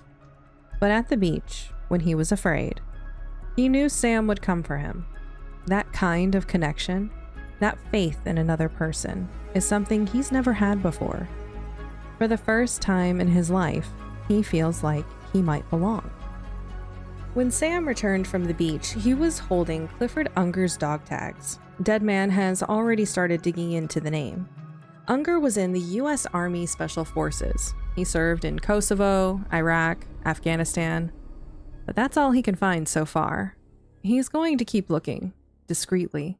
He's even disabled the recording systems around them. No one else is listening anymore. Later, while Sam is in the shower, Heartman calls. Once again, time stopped while Sam and Deadman were in the beach. Heartman has a theory. He believes the place they were trapped in is the beach, or something like it. Beaches are shaped by the minds of the dead, by their beliefs, philosophies, and personal histories. That's why they can take so many forms. But when many people die at once, such as in a war, their beaches can entangle and form what Heartman calls a strand field. These spaces are locked in endless repetition, a battle with no beginning and no end, sustained by resentment and despair. Heartman confirms the battlefield they saw was from World War II, somewhere in Eastern Europe. But here's the strange part. Clifford Unger had no connection to that war. He can't explain it, not yet.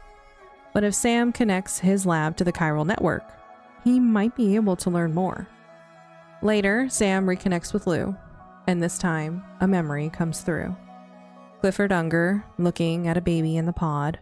A man enters the room. Clifford recognizes him. John. They embrace, clearly old friends. John refers to Clifford as Captain, and Clifford gestures towards the hospital bed, his wife unconscious. She was checked in. John offers condolences, not realizing until now that Clifford was the father, and the memory ends. Sam is almost ready to make the final push to Edge Knot City, to rescue Amelie beyond the tar belt. But there's one last destination before that. Heartman's lab needs to be connected, and he's asked Sam to bring 2 items, Clifford Unger's dog tags and the body of Mama, still showing no signs of necrosis. He wants to study it and understand why. Lochna brings her sister's body to Sam. She's calm, no sadness in her voice. Her sister is still with her. The past is easier to let go when you're walking toward a brighter future. Once again, Sam ascends into the mountains. Heartman's lab is perched high up, where it's believed the veil between life and death is at its thinnest. When Sam arrives, he's instructed to bring Mama's body inside. The room is quiet. Heartman appears to be asleep in a reclining chair. As Sam cautiously approaches, a monitor flashes. Cardiac arrest. A calm, automated voice says, "Administering shock." And with a jolt from a defibrillator, Heartman is revived. Heartman is unlike anyone Sam has met. Every 21 minutes, his heart stops and he enters cardiac arrest. For the following 3 minutes, he visits the beach, searching for his wife and daughter. Something he's done 218,549 times so far. This repeated shock has warped the shape of his heart to resemble a drawn one. This cycle defines his existence. He clings to the belief that the beach is real, that his family is out there, and that if he can find them, he'll stay and never return. Heartman has an extraordinary ability to access other people's beaches, more easily than even Fragile or Higgs. He wonders if it's the unnatural shape of his heart that makes this possible. Malingan's corpse is a mystery. There are no signs of decomposition, no necrosis. It's as if time has forgotten her. With her body, Sam has also brought something else strange. What looks like an umbilical cord. But this one is unusual, like a physical tether to a BT. Heartman wants to understand what it means. The purgatorial battlefield Sam witnessed, the World War II era city torn apart by endless conflict, also troubles Heartman. It shouldn't be possible for so many combatants from a different era to manifest on a single beach. He suspects it's tied to Clifford Unger's intense regret and longing, a personal purgatory forged from war, loss, and desperation.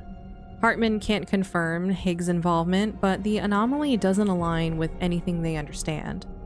He excuses himself and slips back to the beach, leaving Sam alone for a few minutes. When Heartman returns, he explains more. His 21 minutes of life between deaths feel like a filler. Interludes until he can return to his search. But in those moments, he continues his research, hoping it will mean something. He tells Sam what happened the day everything changed. He was undergoing heart surgery when the Death Stranding began. Believing he would survive, his wife and daughter returned home to gather some things. Then, the void out struck. The hospital lost power, and for a few minutes, Heartman died.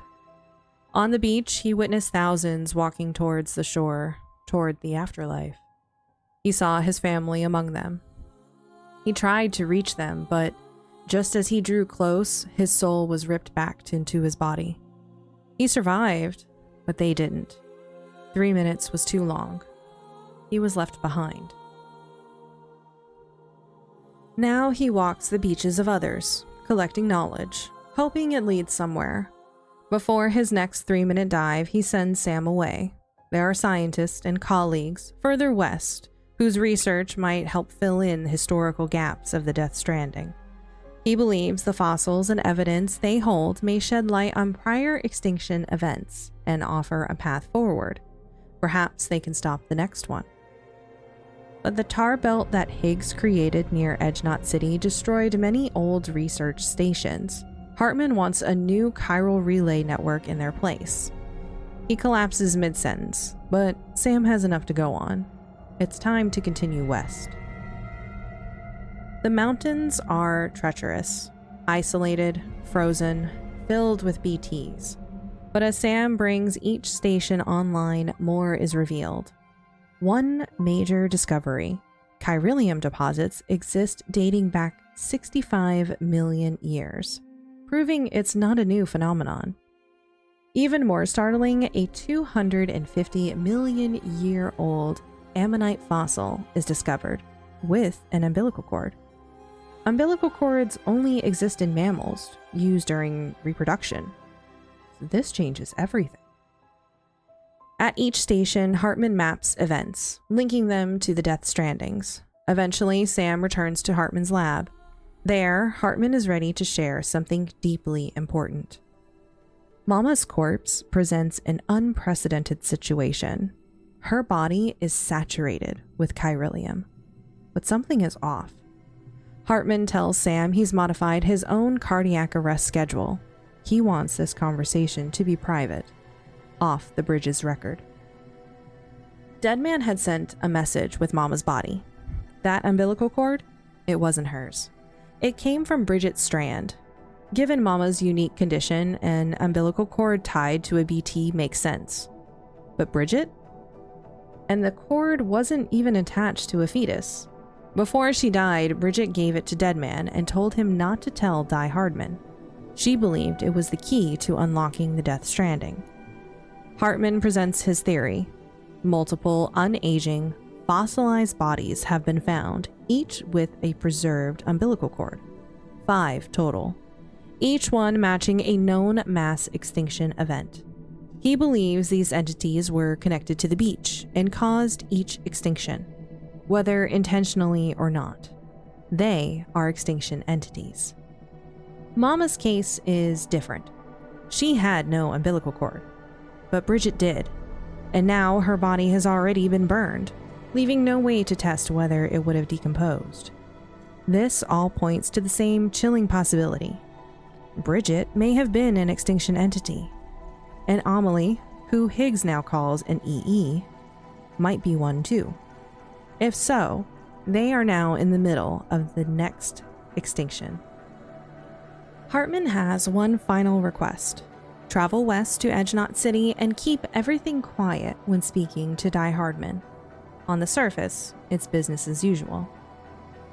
To reach Edgenot City, Sam has to cross the tar belt, an ocean of death and decay.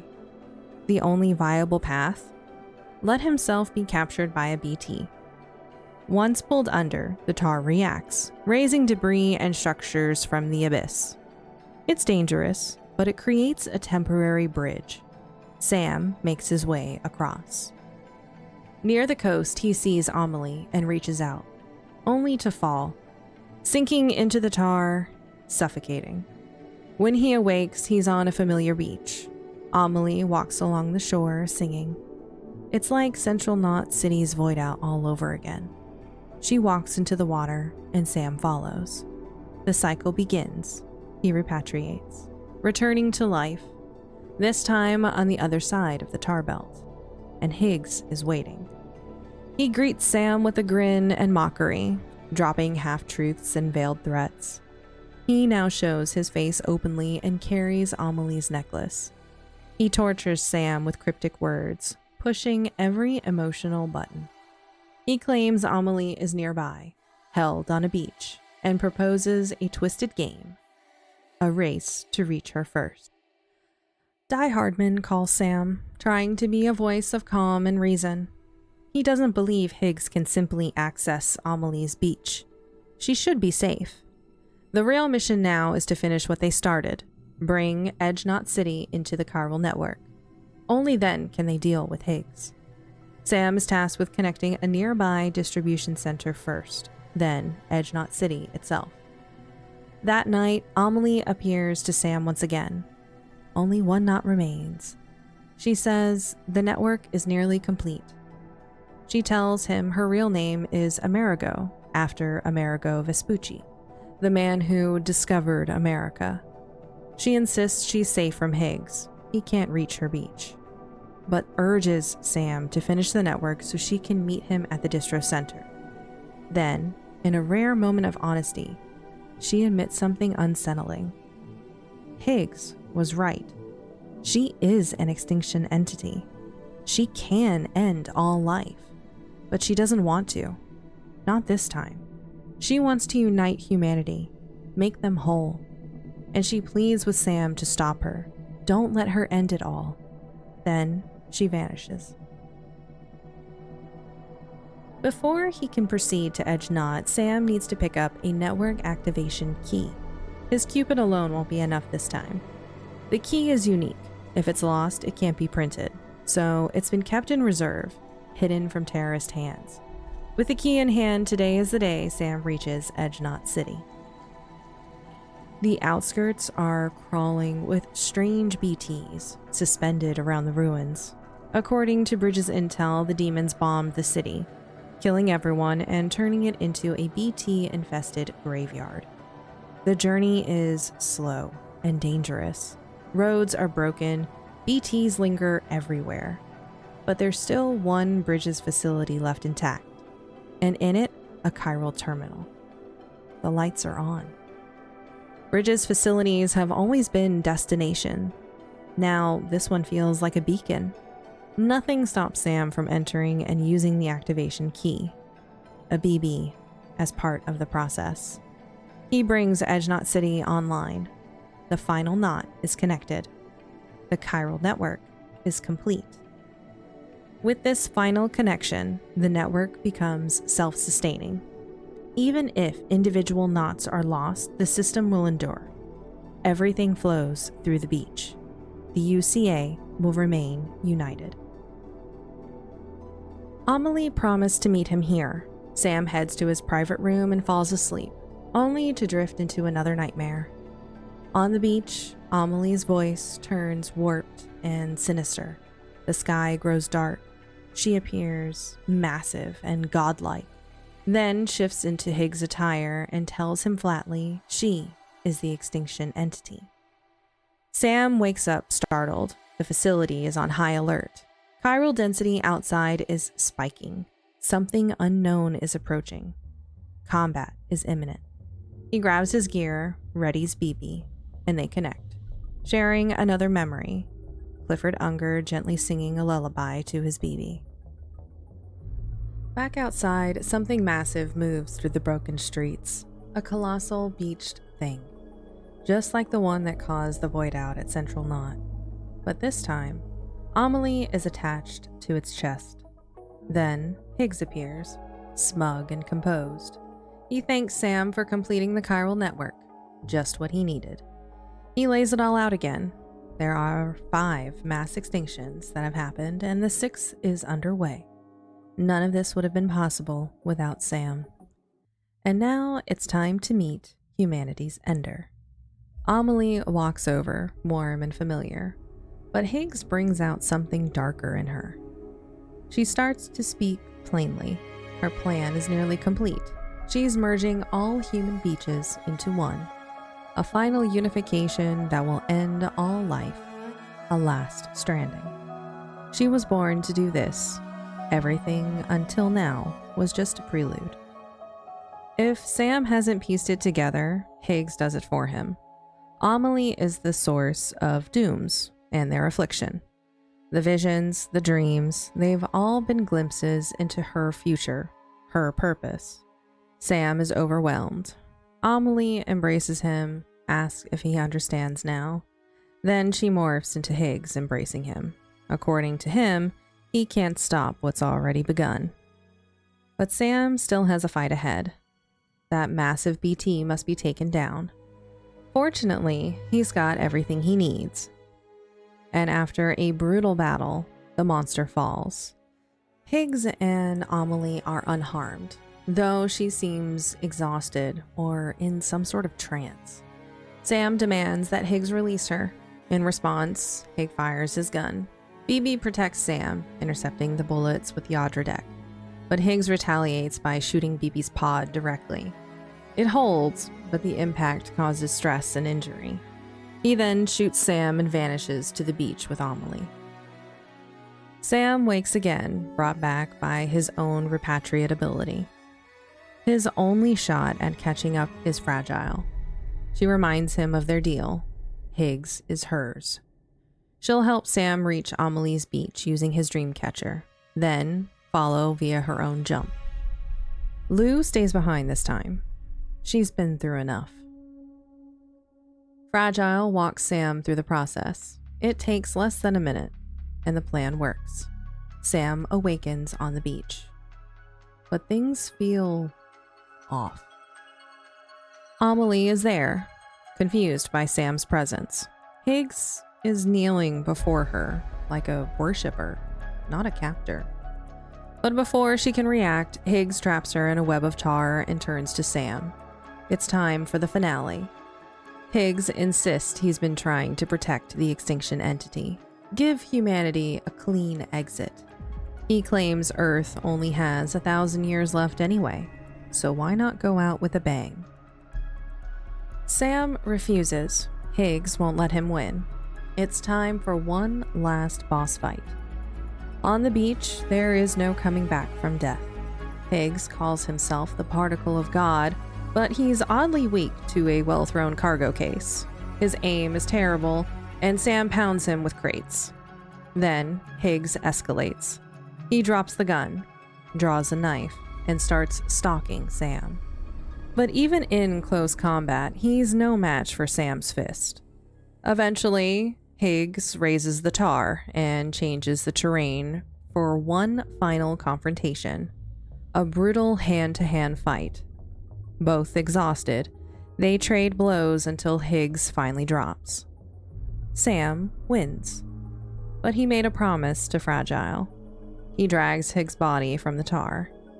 Higgs groans that Sam hasn't stopped anything. He may have won the game, but extinction is still coming. Then Fragile arrives. Sam goes to Amelie. Higgs is hers now. Higgs pleads with Amelie for help, but she doesn't answer. He's alone. He insults Fragile, calls her damaged goods, and she answers with a hard punch to the face. She gets to decide what happens to him now. Before she deals with him, Fragile speaks with Sam. Now that Higgs is beaten, she can start rebuilding her reputation. His mask will be proof of her triumph. Then, something unexpected. BB made it to the beach. Turns out, when Fragile jumped, BB wanted to be with Sam. Fragile offers to take Sam back east, but Amelie steps in, cold and dismissive. Sam doesn't need Fragile, she says. He has the chiral network now. Sam thanks Fragile politely. She understands. This next part is between Sam and Amelie. Amelie leads Sam toward the far end of the beach, but something's changed. He's hesitant. She notices. Doesn't he believe in her anymore?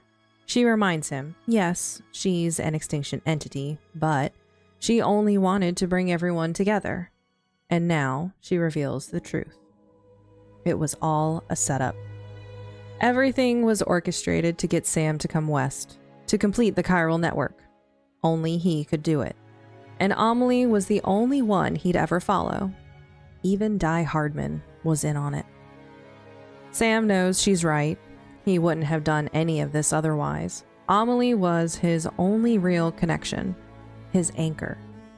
She betrayed his trust, but she also brought about something good. He sets that pain aside. He's with her now. America has been saved.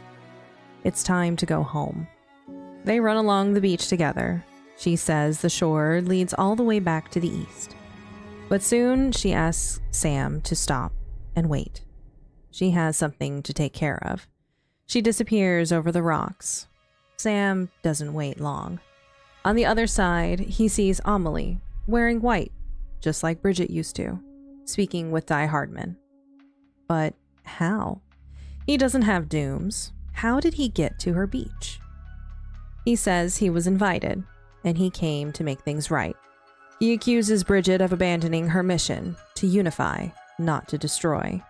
He tries to shoot her with a gun, but the bullets pass right through. She simply says, "There's no atonement for us," and points to the water. And from it, Clifford Unger emerges. Even behind the mask, Clifford recognizes John. Die-Hardman breaks down, trying to apologize. But Clifford looks past him. He demands his BB back. From Bridget. She replies, "You're looking in the wrong place," and points to Sam. Cliff's soldiers begin to approach, advancing on Sam from the shore. He has no weapons, no escape. Then Amelie appears behind him and pushes him into the water. It's time to return to the world of the living. Sam wakes up in a Bridges facility. Deadman is waiting. Sam's back in the middle of the country. Amelie got him across the entire tar belt, but no one knows where she is. The last they heard, she was going to finish what Bridget started. But what does that mean? Sam tells Deadman what he saw. Bridget on the beach, alive, speaking with Die-Hardman. Deadman's confused. That can't be right. They burned her body back at Central Knot. They watched it turn to ash. Her ka, her soul, shouldn't exist anymore. Not even Amelie's beach should be able to host her. It doesn't make sense. And now there's another problem. Fragile is back east, along with Deadman, Heartman, Lochna, and the rest of the UCA leadership. They're at Capital Knot City, preparing to swear in a new president and finally form a legitimate government. It's the culmination of everything Sam fought for. But there's no way to bring him back. Fragile can't jump anymore. She's pushed her Doom's powers to the limit. The chiral network is now complete, but the beaches have become unstable, chaotic. If she tries to jump again, she might get stuck. They're all stranded, exactly where they are. Sam has only one option: go back. All the way back across the country. Alone. Heartman volunteers to keep watch. He can still travel there safely and return to his body without getting trapped. Mama, or rather Malingan, offers to scan the beaches. She might be able to locate Amelie or Die-Hardman if they resurface. Deadman will continue digging through what little data they have, trying to uncover any connection between Amelie, Clifford Unger, and Die-Hardman. But for now, it all falls to Sam. He has to make the trip again. This time in reverse. No support, no deliveries, just a single mission. Get back. As Sam prepares to depart, he reconnects with Bibi, Lou, and something new stirs between them. A final vision comes through, a memory. He sees Bridget and a man beside her. They're standing over the pod, over this Bibi, saying that this child is special, one of a kind, something that changed everything, a foundation, a bridge. As Sam makes his long journey back east, Deadman stays busy. He keeps digging, trying to understand who Clifford Unger really was.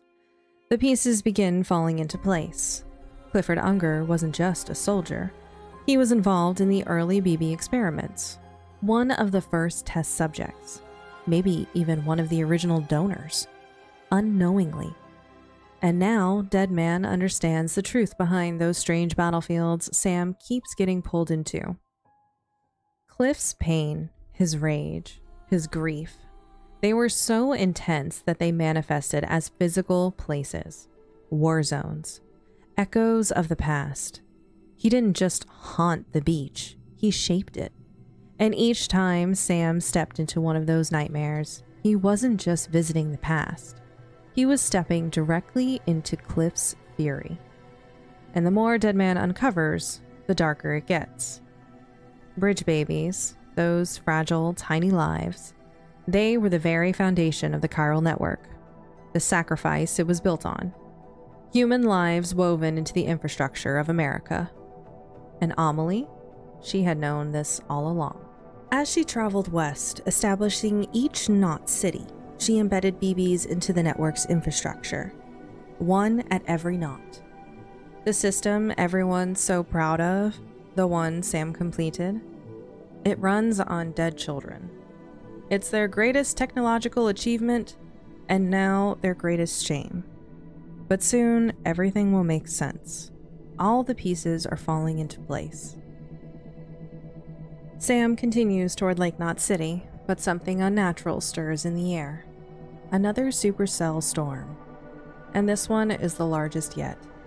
It's forming right over his route, and there's no avoiding it. If Sam wants to reach the East Coast, he'll need to pass through it, and that means only one thing.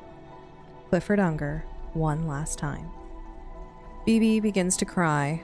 The skies darken, but Sam doesn't panic. He's done this before. He walks into the storm and lets it take him. Flashes of memory come first. Clifford Unger, injured, slumped over, whispering to BB. He confesses how scared he was when he first learned his wife was pregnant. How long it took him to understand that being a father didn't make him weak. It made him brave.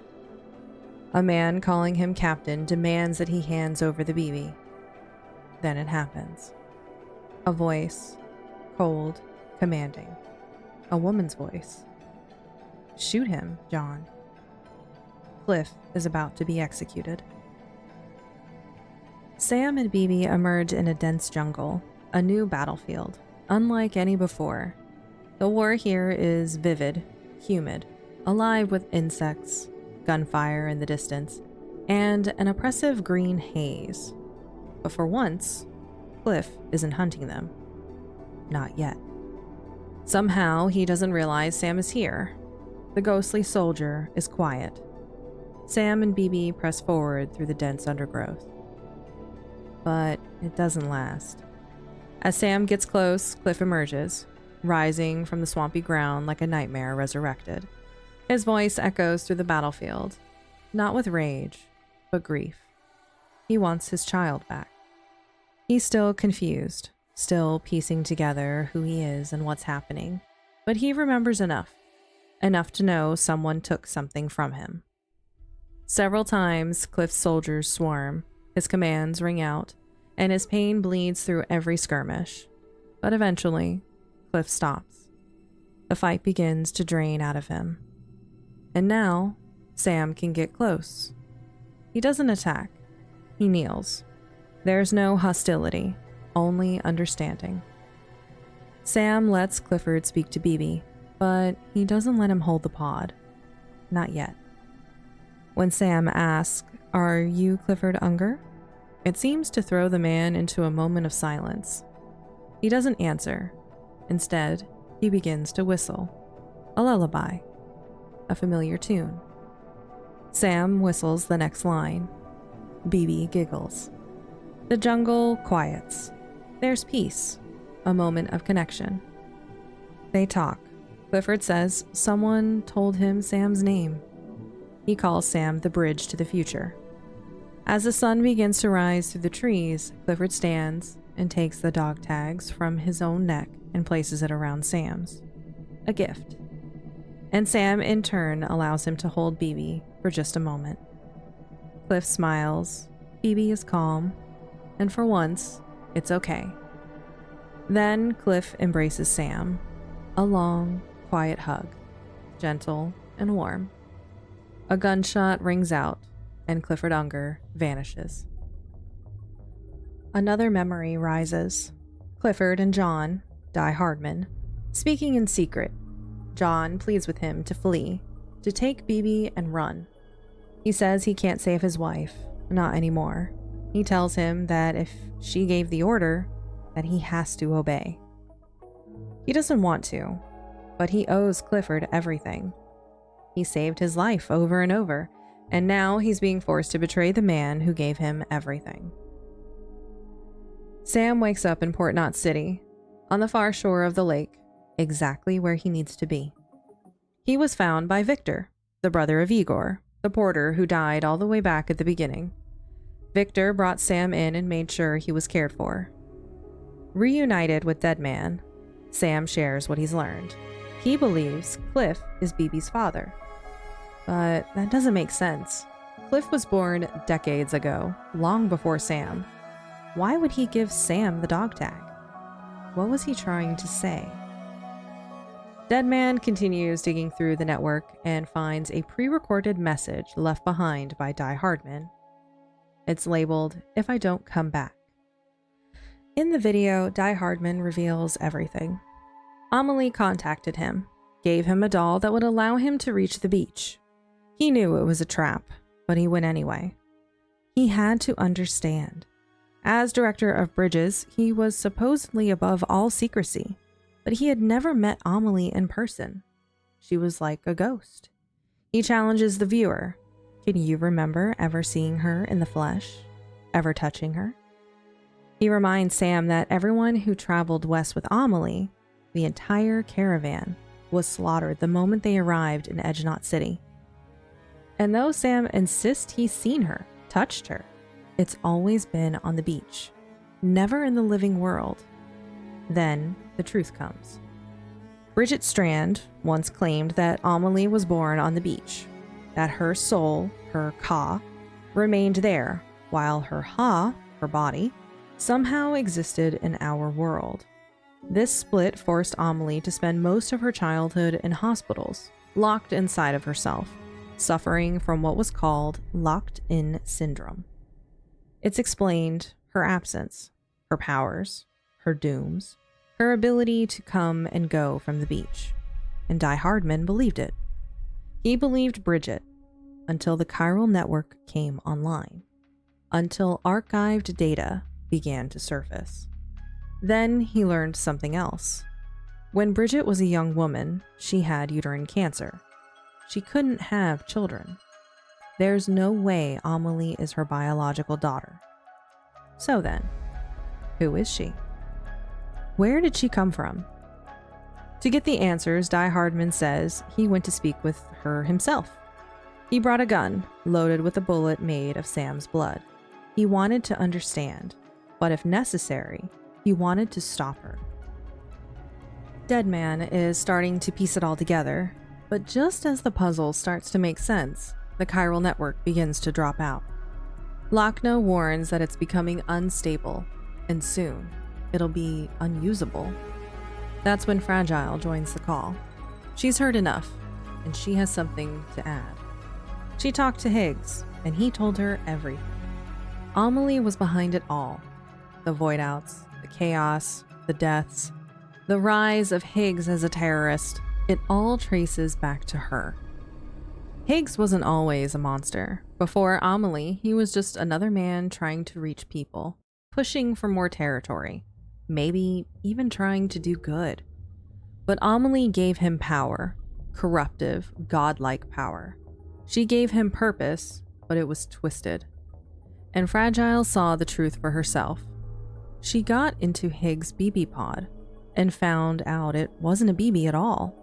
It was a doll, a totem, like the one Die-Hardman was given, a tool that linked him directly to Amelie and her beach. She's been using them all. The demons, the terrorists, she empowered them. She guided them. She's been leading them from the beginning. And when Deadman hears that, he remembers something too. He saw the same kind of doll on Clifford Unger's battlefield, which means she wasn't just helping Higgs. She was empowering Clifford too, summoning him. Their only hope now is to find her, to reach the Extinction Entity and try to understand her, speak with her, reason with her, whatever it takes. And the only one who can do that is Sam. And the only one who can get him there is Fragile. The last stretch of the journey east is brutal. BTs are everywhere. Bigger, meaner. The chiral density is spiking, and the Death Stranding is accelerating. Timefall is endless. The skies are dark. It's war just getting to Capital Knot City. By the time Sam arrives, Fragile is in rough shape. She's been jumping to the beach too often, and her connection to the other side is tearing her apart. The collapse of the chiral network, Amelie's rising power, the sheer strain of the journey. It's too much. But thankfully, Sam has brought something to help. There's still work to do. Heartman has been researching, analyzing what little data remains accessible, and now it finally clicks. Amelie's beach is different. It's singular. No one can reach it without her permission, even people with dooms. Even those who've seen beaches can't access hers. She exists on a higher plane, a source point. All other beaches are connected to hers, like rivers flowing to the sea. She is the heart of the circulatory system. She controls the flow. She sends BTs through the strands. She decides who crosses and when. She chooses who reaches her beach and who never will. And right now, no one can stop her. The only path left is through Sam. If she lets him through, it's because she wants him there. And once he arrives, she may never let him leave. There is a chance this will be a one-way trip. If Sam can't reason with her, if she's fully gone, he may have to kill her, if that's even possible. And even if he succeeds, it might mean being stranded on her beach forever. But Sam doesn't hesitate. There's no other way. Maybe there's still time. Maybe they can delay the extinction, even stop it. Maybe they can still reach her. Not with weapons, but with understanding. And Sam? Sam's changed. He used to be selfish, closed off. He only cared about surviving, the next delivery, the next paycheck, the next moment. But the stories he's heard, the people he's met, the burdens he's carried, they've made him better.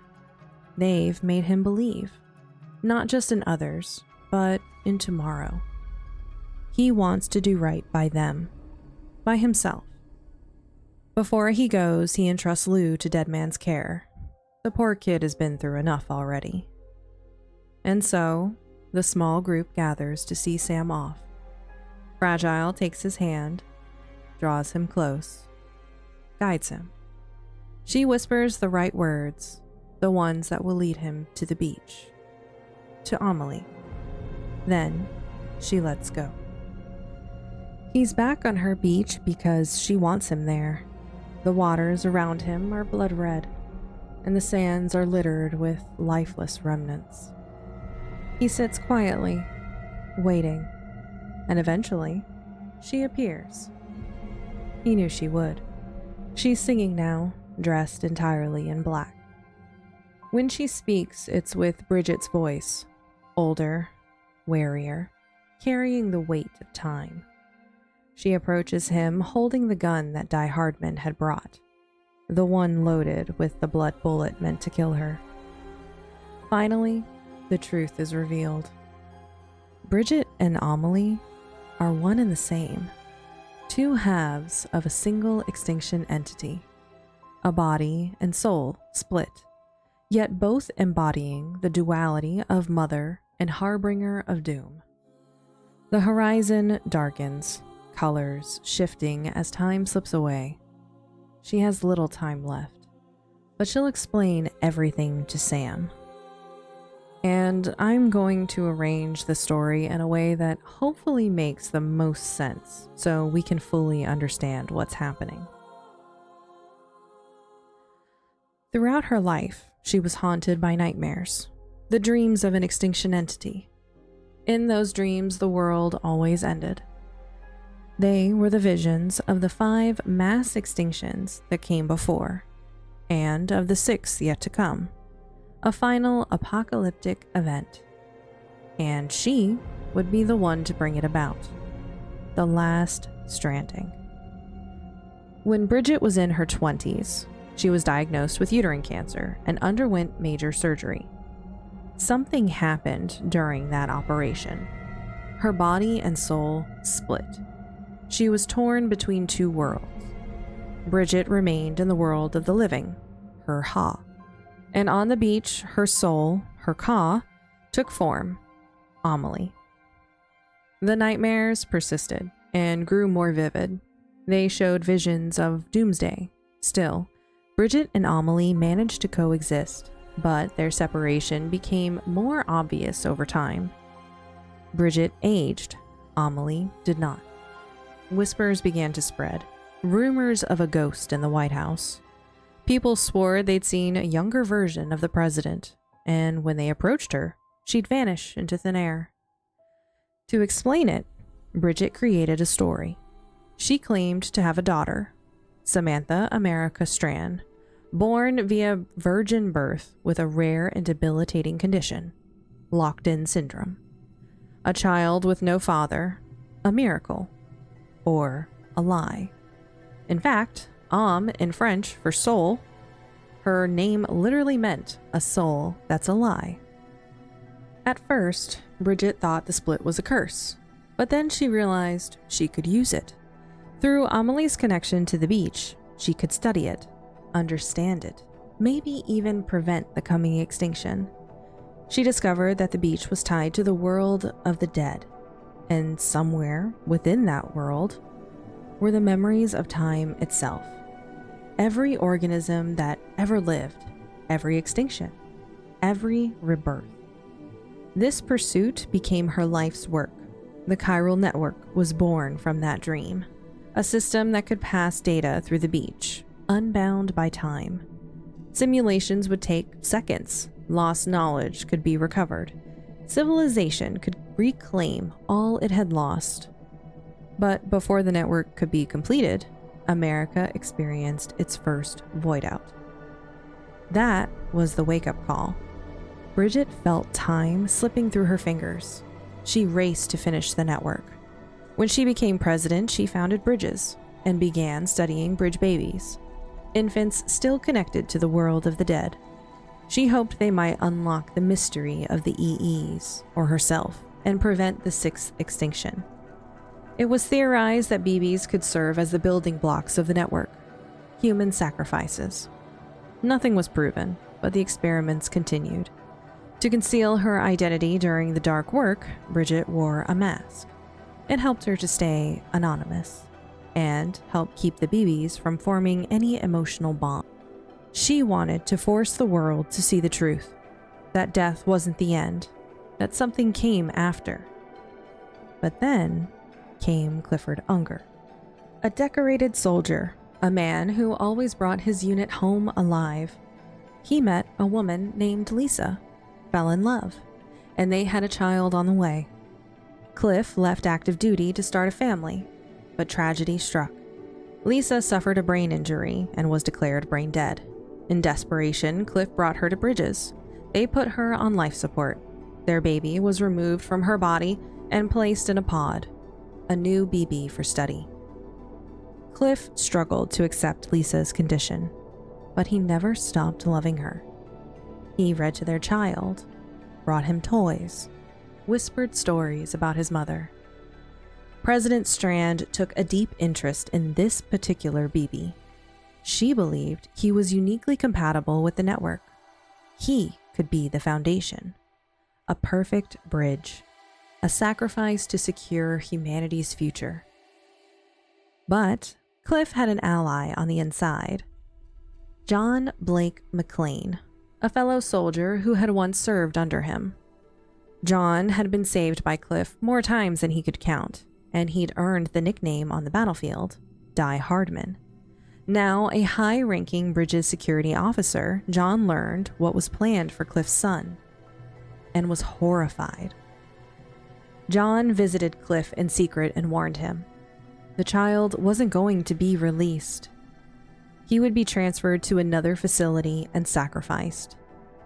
John handed him a note, an escape plan. It was all he could offer. That night, the plan went into motion. John gave Cliff a gun and 5 minutes to act. He rigged Lisa's life support to spoof her vitals. Cliff went to her side, wrapped a towel around the barrel, whispered his love, then gently ended her suffering with 2 shots to the head.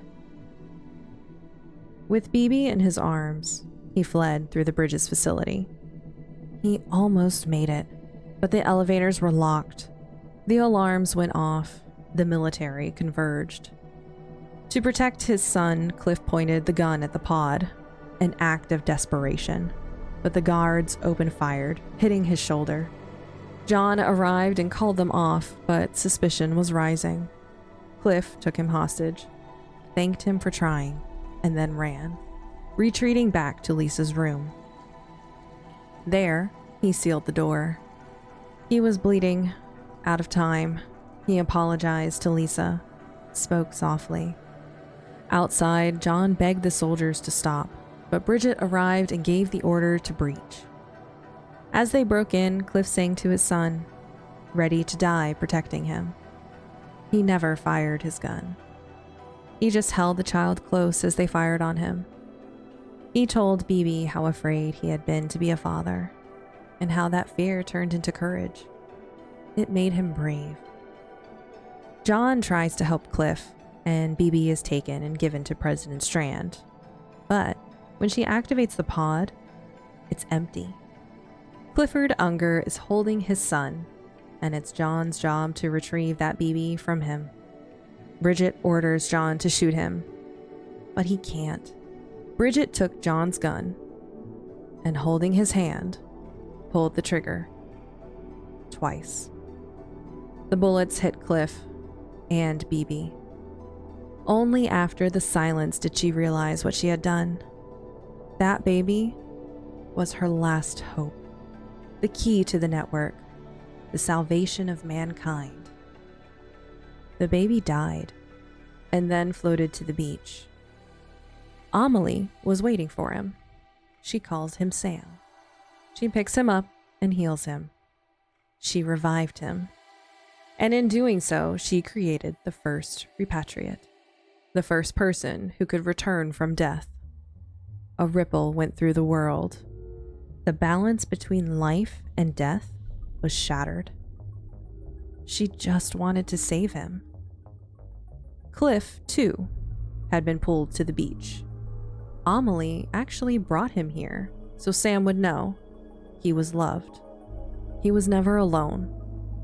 Cliff saw his son alive. Amelie placed the child into the waters of the beach and let him float back to the world of the living, creating a bridge between the worlds. When Sam woke up, he was in his pod again, looking at Bridget and John, unmasked. They both knew the child was unlike any other. He couldn't serve as a BB anymore. So Bridget raised him as her own. Sam Strand was born. And with him came the Death Stranding. ETs flooded into the world. Void-outs became frequent. Timefall began to reshape the environment. Necrotic corpses required incineration to prevent disaster. Humanity was now living on borrowed time. Bridget remained president. John faked his own death and assumed a new identity, Die-Hardman, becoming the director of Bridges. But decades later, Bridget was dying. The cancer had returned, perhaps a punishment for not fulfilling her role as an EE. And when she finally passed, she called on Sam for one last mission, to rebuild the chiral network. and in doing so, unlock the full truth. Extinction entities exist to witness the end, or to hasten it. Amelie was tired of waiting. She wanted to end the slow death now. But to trigger the last stranding, she needed Sam by her side. They would witness the end together. Or he could cut her off. EEs don't get to choose, but in her nightmares, she saw another way. A version where Sam made the choice, where extinction became an act of hope, not annihilation. She was the one who brought Cliff to Sam. She wanted him to know he was never abandoned, never unloved. Now, Sam has two choices. The last stranding is already underway. Every individual beach, every soul, has been linked to hers.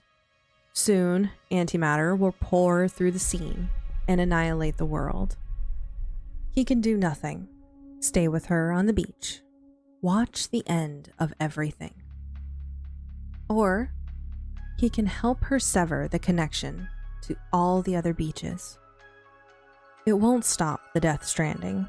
That extinction is inevitable. But it can be delayed.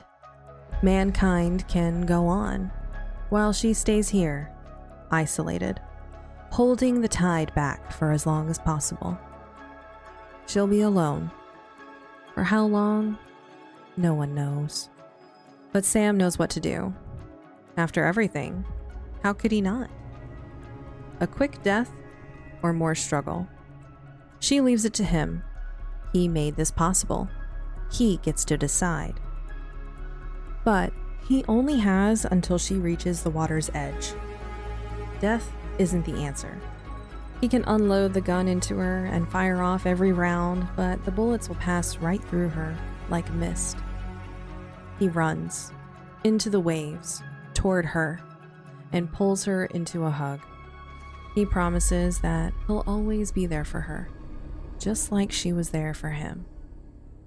A memory flashes before him. When he was a child, crying on the beach, scared, not wanting to go home. She made him feel safe.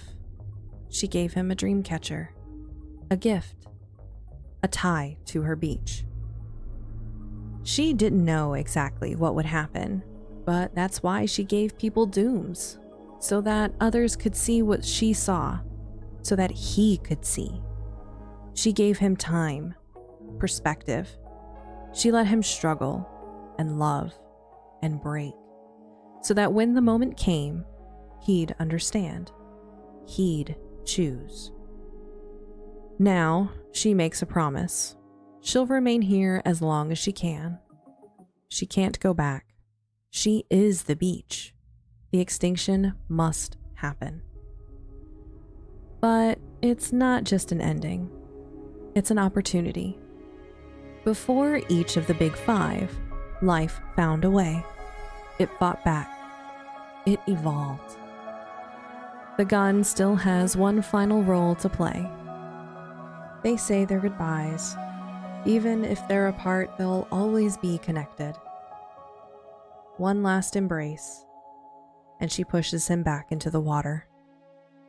For now, humanity will survive. But Sam has unfinished business. Amelie told him the truth about Clifford Unger, why she used him, why she brought them together. There was something she wanted him to know, but it was something Sam had to discover. She sends him back to his beach, a place he's never been before. He wanders, reflects. He's alone, stranded, no way out. Eventually, frustrated, he finds the gun, the one Die-Hardman brought, the one Amelie cast into the sea. Sam puts the gun to his temple and pulls the trigger. Nothing happens. This isn't what Amelie would have wanted. This isn't what Clifford would have wanted. He's still connected. He looks up. 5 figures appear before him. The 5 extinction entities? or the 5 companions he's forged bonds with: Fragile, Deadman, Heartman, Mama, and Die-Hardman. Maybe both. In that moment, Deadman reaches through the seam and pulls Sam back into the world of the living. A new world is beginning. A new president must be sworn in to lead the United Cities of America. That man is John Blake McClane, Die-Hardman. He's best suited for the role. He removes the mask. He's ready to atone. Bridget and Amelie's secret will be buried with dignity. The world will know them only as heroes. John gives a rehearsed political speech, and Sam's done with speeches, and he walks away. Deadman catches him in the hallway. Overjoyed, he explains how they found him. He'd been gone for over a month. No one could locate his beach, not even Mama or Heartman. But the gun, the one Die-Hardman had once held, became the key. The Kipu pins they wear now, crafted from Bridget Strand's umbilical cord, help them stay connected, a single knot that binds them all. Bridget must have known the gun that set everything into motion would also lead them to Sam. Now, only one thread remains. John finds Sam. He confesses to killing Clifford Unger, out of love for Bridget. He doesn't expect forgiveness. When Cliff returned, John believed he deserved to die by Cliff's hand, but Cliff showed him mercy. John doesn't understand it, and he'll spend the rest of his life trying to. He thinks that it means he must always be Die-Hardman, immortal, untouchable, unkillable. But Sam protests. The world doesn't need immortals who don't value life, who don't fear death. That's the real punishment. Not dying, living. Be a better man, a killable man. Build a future. Serve the people. Carry the burden. Let the old ways die hard. There's still more pain left for Sam. Lou. Deadman couldn't save her. She'd spent too much time away from a still mother, endured too much trauma. Higgs damaged her pod, and she never fully rebounded. Now, the final decommission order has come down from the president. It's time to let her go. Soon, her body will shut down. Necrosis will set in. She needs to be taken to the incinerator. But Deadman offers one final, desperate option. Sam could remove her from the pod, just to see what happens. It would be defying an executive order, so he'd have to do it far from the city, away from surveillance. Even under ideal conditions, a BB's survival outside its pod is unlikely. And Lou? She's been pushed far beyond her limits. Deadman gives her a soft, lingering hug. He's grown fond of the little one. He no longer sees BBs as equipment. Not after Lou. Not after Sam. He hates this. Hates that it has to end. Sam agrees to take her to the incinerator, but before he leaves, Deadman shuts down his cufflink. If Sam wants to disappear, to be free of bridges, he only has to take it off. No one will be able to track him. No one will know where he's gone. They hug, a real hug, an honest gesture of gratitude and friendship. Then Sam heads out. Outside, Fragile is waiting to say goodbye. Fragile Express is now officially contracted by the UCA. She'll be around, helping rebuild the country. She tells Sam that she didn't kill Higgs. She gave him a choice: true death or eternity stranded on the beach. He chose the beach. Powerless now, maybe forever. A fitting punishment. Sam doesn't argue. He's not worried about Higgs anymore. Tomorrow can worry about itself. Fragile offers him a job. Again. But Sam can't think about the future. He's lost everything. And now he's about to lose Lou. He feels hollow again. A dead man walking. Just like when they first met so long ago in that cave. Sam and Lou have one last journey to make together. He talks to her as they travel, but she doesn't respond. Doesn't move. He blames himself. She saved him so many times. This isn't the ending she deserves. They take the same route he once walked with his mother's body to the incinerator. It feels like a lifetime ago. At the top of the mountain, Sam enters the incineration room. He remembers what Deadman said. He removes his cufflink. He's done with bridges. He sets Lou on the slab. But as he turns to walk away, the what if won't let go. He reconnects to the pod one last time. There must be more to the story. And there is. This time, he sees himself in the memory. He's there, physically, in the room as Clifford Unger is shot. Military forces storm in. Sam instinctively tries to intervene, even though he knows it's just a memory. Cliff says goodbye to his child. A goodbye that cuts to the soul. And then, the truth. The truth that Amelie hinted at on the beach. The thing Sam needed to discover for himself. Clifford Unger was a dead end. A soldier who knew only how to destroy. But then Lisa gave him something he never thought he'd have. A son. A bridge to the future. Sam. He was the BB in the pod.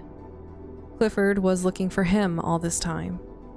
Lou just helped him unlock those memories. She was the final connection, the blessed little conduit. Sam embraces Cliff one last time and watches as the man's death at the hands of Bridget and John, and understands.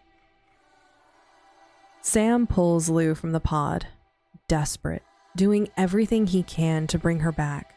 CPR on a baby is terrifying, but he tries again and again, anything to get her to breathe, to cry, to live. Her strand appears, her link to the beach. She's still in between. Sam begs, pleads. She can't stay between life and death. Then, silence. He's lost her. And then, she fusses. She's holding something. Amelie's necklace. She met her auntie, the Extinction Entity, and Amelie sent her back to the world of the living. Outside, Sam steps into the clean rain. No timefall. She proved him wrong. He does have meaning. He does have a future. Louise. Now, whether this means Louise is a repatriate too, we can only guess. Thankfully, Death Stranding 2 isn't far away. But it confirms something important. Amelie is still watching over Sam, even from the other side. So, if this journey meant something to you, enter a contract, subscribe, leave a like, and let me know in the comments what other lore deep dives you'd like to see. Until then, keep on keeping on, and I'll see you next time, Porter.